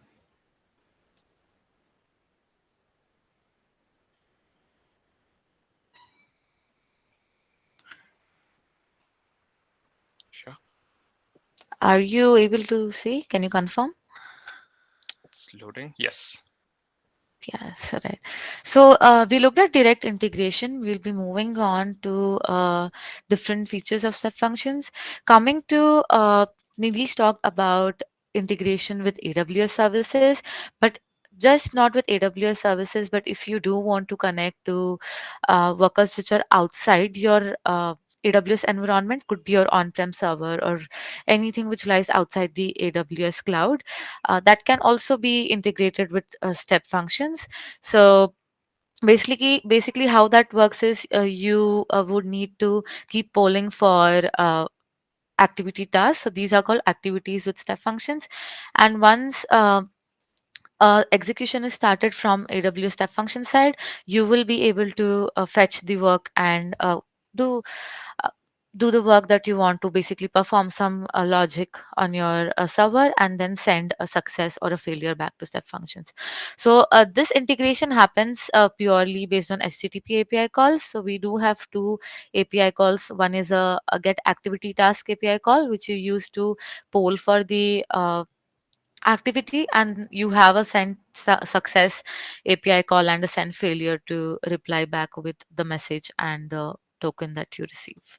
So that is how you integrate on-prem servers or anything which lies outside AWS with step functions. So moving on, as Nidhish had mentioned, we do have a try and catch inbuilt with step functions. So let's take, for example, the same workflow which we looked at for the e-commerce website. On this particular Lambda function where you are billing the customer, right? If there was some failure, it could be a syntax failure, runtime failure, or anything like that, then you can, step functions can retry for you. You can specify the retry and back off settings on the step functions code, and that would do it automatically for you. Apart from that, you can also specify a catch block where you would do some kind of error handling after you either retry the failure and exhaust it, right? So we do have that to build resilient applications with step functions. So moving on, um, Nidhish had also touched based on the different types of workflows that you can create with step functions. So we have two types of workflows. One is standard workflow and the second being express workflow. For standard, you can go up to a year. So you can include long running workflows, which can go on for weeks, months, or even up to a year. So with standard workflows, though, it will be exactly once workflow. So you have to make sure that your workflow is resilient and you have included retries and have handled the failures so that you can retry based on any failures that you encounter over the workflow running. So that's exactly one's workflow. Coming to the scalability, you can transition 4000 transition, as in I mean from one state to the second state, that is a one transition. So you can transition 4000 per second per account. So that is the quota for that. Coming to express workflow, is generally ideal for high volume event processing workflows which go under less than 5 minutes. So it's as the name states, it's generally used for workflows which are express, and generally for asynchronous workflows, or basically if you want to just trigger a asynchronous workflow which would update your databases like inventory database or your shipment database, with the same example that we saw. The good thing with this is that you will get unlimited transition rate because it's an express workflow. So that is one thing to note with this. uh, yes, I hear some disturbance. I Yeah, think that's who are not talking, please mute. Yes, thank you so much for that. Yeah, with step functions, you do have the visibility into each state transition and each input output that you see. There are metrics, logs, and tracing that you can use to monitor and troubleshoot issues with step functions. So metrics would give you the details of how long did your workflow take to complete, or was there any failure. So all of that, and that is powered by Amazon CloudWatch. And logs would give you visibility into what resources are you triggering, what is the input that you're passing, what was the output return, so that you can use that.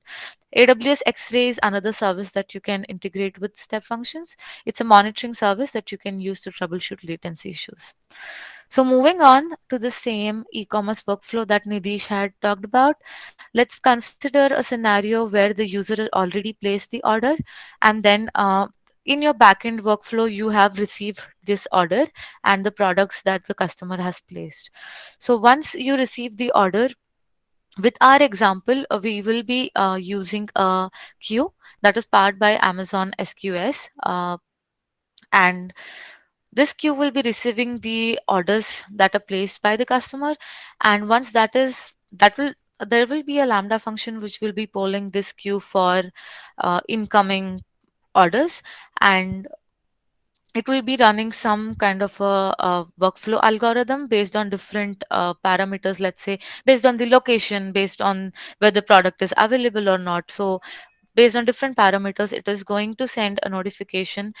It is going to allocate the warehouse first and then send a notification to the warehouse application saying that there's an order received. It is also parallelly going to update the database warehouse. So once the warehouse workflow has been completed, there will be a notification sent to the warehouse where there is a human manually who is going to pick up your product from the shelf, package it, and make it ready for shipment. So that is a manual intervention which is come in picture. The power of step functions is as such that even although, as I mentioned, it is something which is outside your environment, uh, you can integrate manual workflows also with step functions, where in this case there is a human intervening into this workflow. So once the product is ready for shipment, you will be sending a delivery notification that the order has been delivered. So we will be looking into a demo which is very similar to this e-commerce workflow. The components involved in this workflow, as I mentioned, there is a queue which is receiving your products or the orders, and once the order has been placed, there will be a Lambda function who will be polling for orders from this SQS queue and runs an algorithm to allocate the warehouse for each product. Once the warehouse has been allocated, then the user is going to pick it up, which we see on the right side. So once the human has received the notification of getting the product or the assignment, then you will be locating the product and then sending the success back. As I mentioned, one thing to note is these are the two API calls which are integrating your manual workflow with the step functions. This get activity task is the API call which you will be performing to continuously poll for work. In this case, let's consider that there is an application which is located at the warehouse, which will be basically making this happen, right?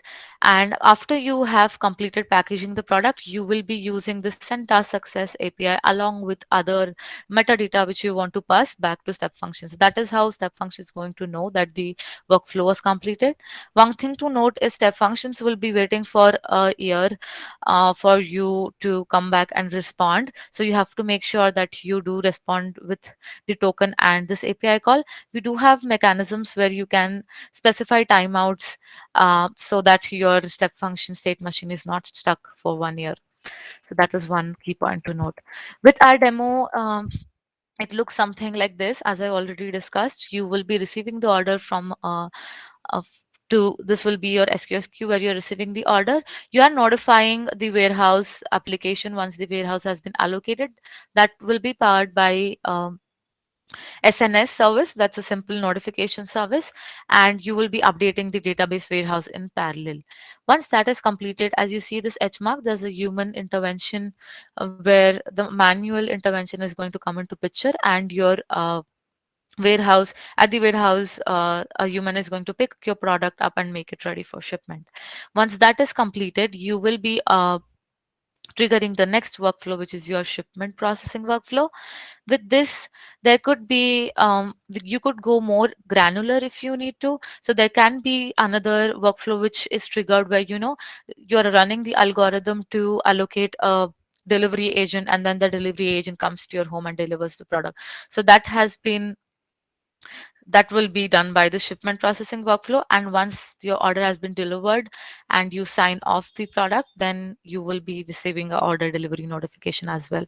Just to make it resilient, you will also be including a notification delivery failure and the warehouse. If there is some failure with the warehouse workflow or with the delivery, you will be falling back and catching to probably trigger another workflow of however you want to handle the failure. So we will be going to the demo before we talk about the next part.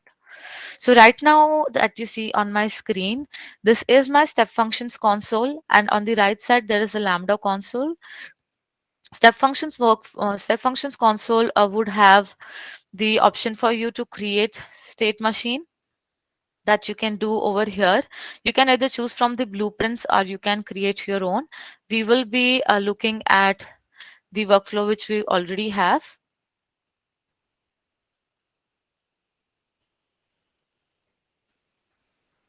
Uh, you'll have to pardon me, actually. I just have to check.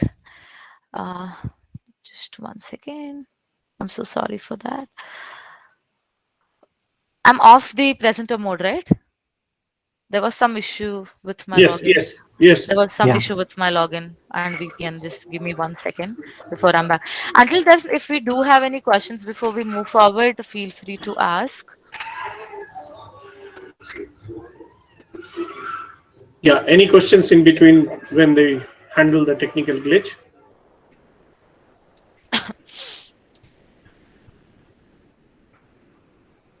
We will be back in just 1 minute.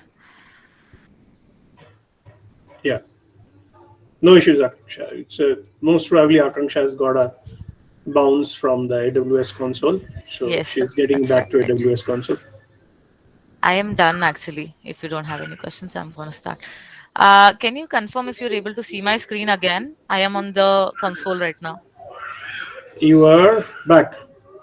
Yes, awesome. So these are the current state machines that we have. We will be looking at the one which is similar to what I showed you in the demo. So this is the definition. The definition will be similar to what Nidhish talked about. It will be written in the Amazon States language. As you can see, it is integrated with SQS, which is the service. We do have catch blocks, which will catch your errors and notify you on failures. So that's written in the States language, which Nidhish talked about. You can also see a visual representation of this workflow on the right side of the console. So it would give you a good idea of how your workflow is running. So we will be starting our execution. So to start execution, you would have to send the input with the metadata. In this case, it would be your order and product details.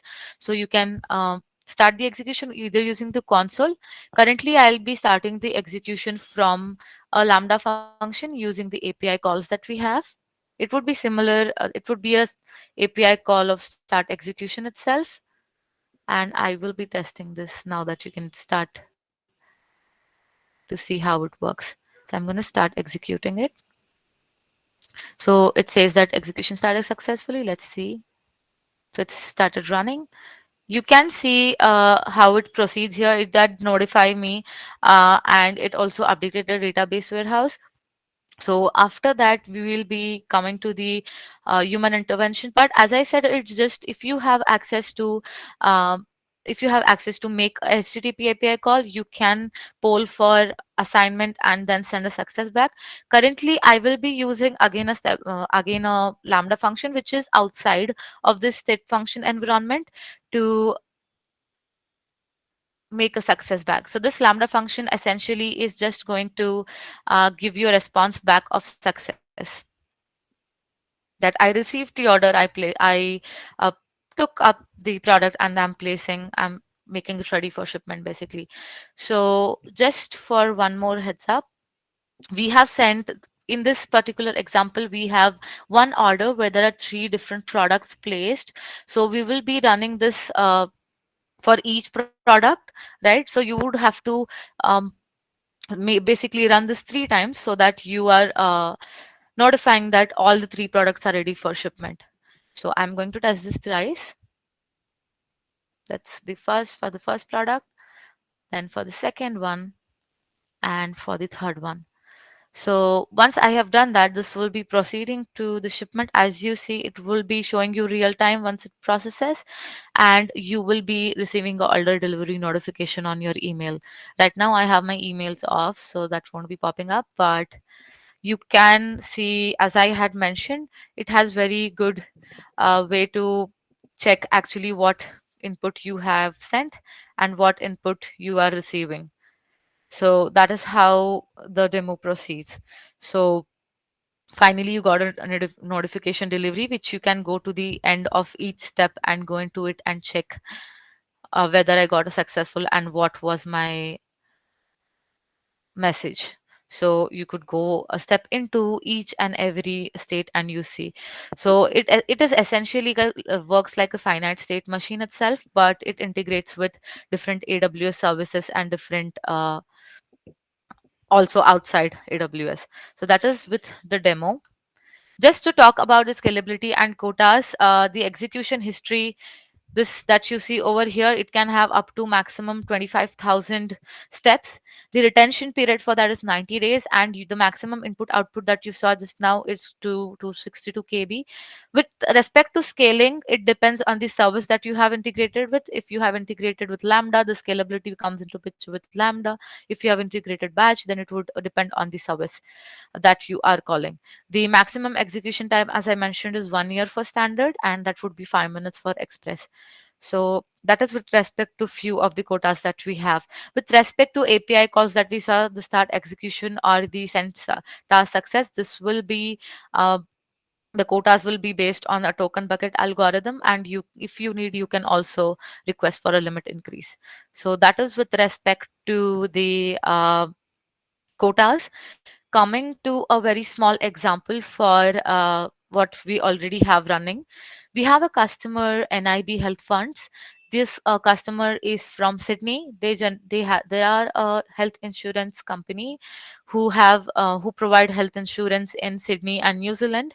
So how they currently use sub functions is what we are going to look at. So they being a health insurance company, they're very particular about the security that they have with the environments, right? They have different users, and each user does not need access to definitely everything in the AWS environment setup that they have. They essentially use step functions to give granular access to each of different users that they have. They're currently they let's say they log in using Okta, and once they are into the AWS environment, a step functions workflow is triggered where as an input, you will have to provide which kind of a user you are and for how much time you need to access that particular server or particular production environment, production server, right? So you will be inputting the time and what kind of a user you are, so both these things. And once that is done, it is going to trigger a step functions workflow. Once the workflow is triggered, you will be going and triggering a manual process again over here. SES is a service which will be used to send emails. It's a simple email service which will be notifying the manager to basically send this metadata, and once the manager approves, okay, this person can have access to this instance, and he will be notifying back to the environment using the API call that we saw. You will be triggering a API gateway workflow from there. Once the API gateway API has been triggered, it will be triggering a Lambda function, which will essentially perform different kind of code logic uh, to give you the granular access. It will be using a KMS. KMS is a simple key service which you will be using to manage access, and then provide the credentials for you. So SSM systems manager service is going to provide you with the credentials, and once you have the credentials, you can go into and log into whatever access you have. In this case, this user does not have access to this production environment, but he can log into the bastion and run the whatever commands that he needs to. And one good thing with this is that the time that you are provided, let's say I just need access for 1 hour, so that Lambda function, so once you trigger this API gateway, there will be a Lambda function triggered which will revoke your access. How this Lambda function is going to trigger is there is a wait state with step function. It essentially is used to wait for however long that you need, up to 1 year. So I will be using a wait state to wait for 1 hour, and once the 1 hour is completed, a Lambda function is invoked to revoke your access. So immaterial of what you're doing on the console, after 1 hour of that timer triggers the Lambda function, you're going to get revoked of the access. They do use CloudWatch and CloudTrail, which are a few of the monitoring services that we have to essentially go into the logs and check how this performed, and CloudTrail to monitor and audit these events. So that is how this customer has implemented step functions for their use case. So we are at the end of the session. Thank you for joining and for giving us the opportunity to present here. If we do have any questions, we have reserved the last 5 to 8 minutes to take questions. I will be going off presenter mode now. Do we have any questions? So thank you, Akanksha. So questions, please. Please unmute and ask questions. You can ask questions on the chat as well, which I can read and repeat.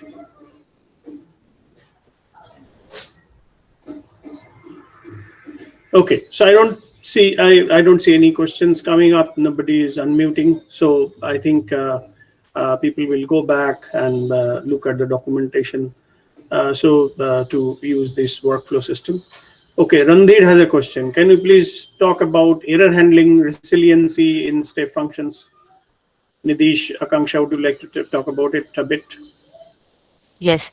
So with respect to error handling, as I had mentioned, you do have two types of error handling that you can do, either based on the errors that you have. It could be anything. There is a placeholder called states.all, which catches any type of errors, be it with any AWS integration or even with your manual intervention. So it catches all types of errors, and you can do a retry. And I'm just going to show you that quickly because we have a bit amount of time here. So as you see over my console, in my definition, if I go, there is, let me just zoom in. Yeah. So there is a retry block that you see over here. It is catching all types of errors. You can go granular if you want to just catch Lambda errors or just catch syntax error, or it can also be your customer error which you throw from your application. So you can catch that error, and based on this error, it is going to retry based on the backoff rate that you have specified here. So I have specified a backoff rate of 2 and maximum attempts of retry as 5. So it's going to retry based on any failure. And I also have a catch block for few of my states. Essentially, if there is some error handling, there is some errors, and after I exhaust the retries, if I want to specify another state which I go to and then either trigger a different workflow or give me a notification. So that is what you see over here, the notify warehouse failure and notify delivery failure. So I fall back to those states in case of failure. So that is how we do error handling and retry. I will share you documentation as well for that, so you can go and refer to that in detail after the session. Let me just share that with I've you. already sent it, Akansha. It's Oh, that's awesome. Thank you so much for that. Yes. So does that answer the question, or if you have any further follow-up, you can ask. Randir, would you like to unmute and reply, please? Randir? No, I don't have any further question. Thank you. Sure. Thank you. I have a question. Is there any other orchestration services available in AWS other than step functions? Just wanted to see alternates. Yes. So we do have one more service. It's called Amazon SWF. That is a simple workflow service that we have. So it is very similar to step functions, although we do that. That is the older version of the workflow service that we had. Step function is the newer one, which is very similar to SWF, and it's built on top of that. But we do suggest customers to move to step functions because it has a lot more features than SWF. Essentially, the next question that you would ask is, when would you use step functions over SWF? So SWF is generally used for workflows where there is a lot of manual intervention, and you need to continuously work with activities that we saw with step functions, and the workflow is essentially mostly outside AWS and not within AWS. So that is when you use SWF.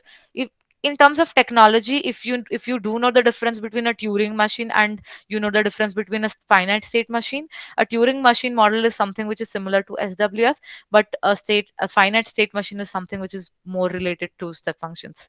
So that is the other workflow service that we have. Yes. Does that answer the question? Yeah, it does help. Yeah, thanks. Yes. Akansha. Thank you. Yeah. Great. So I'm assuming there is, if we have any further questions, we'll continue that in our Slack channel. So I'll request everyone to come back with the video so that we can take some final clips of this. Interestingly, I don't know how to increase the number of photos in the screen. Yeah, There is an option in the file. There is an change layout. Okay, I think Anshu can take this screenshot as well. I have taken few. Okay, so Shanmuga, it is closing note from you.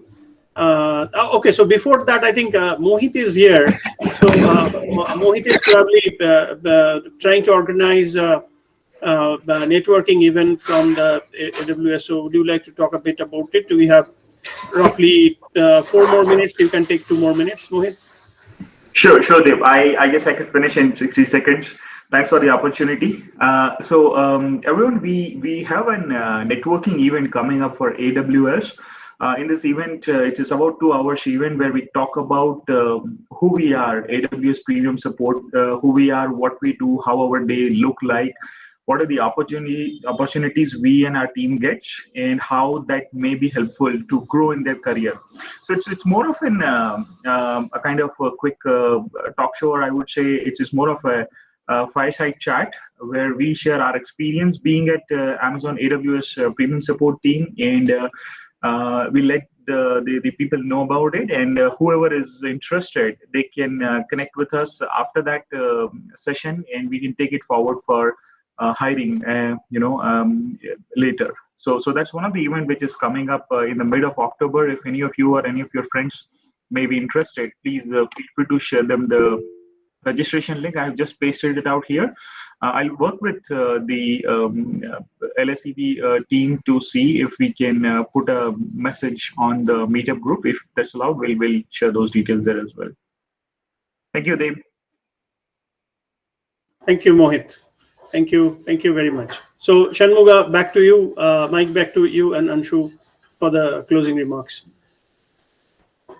Yeah, I mean, it's I never seen like how this 3.5 hours flew away. So I mean, all these 3 sessions were quite informative, and I see it matches the purpose of joining this LSPE event, right? So thank you for all the great talks, and yeah, we'll do kind of for the next session probably. So Devon, you know when is the next session we plan to organize? We are scheduling it for the 2 months interval this time. So we have done this September, so November should be the other session which LinkedIn would like to host. So so we'll see all of you in our 40th session, which will be hosted by LinkedIn's virtual platform. I mean, I had a hope that by that time we should be in office, but doesn't look like so. So that event would be virtual as well. So let's hope for the best. Okay, great. Yeah, thank you so much. Thank you for joining us today. Thanks everyone for joining. It is precious weekend time, and sparing with the community makes a lot of difference. We learn together because of the very nature of our industry. We have to learn together. Thanks everyone. Thank you. Anshu may like to close it with stopping the stream right now. Thank you.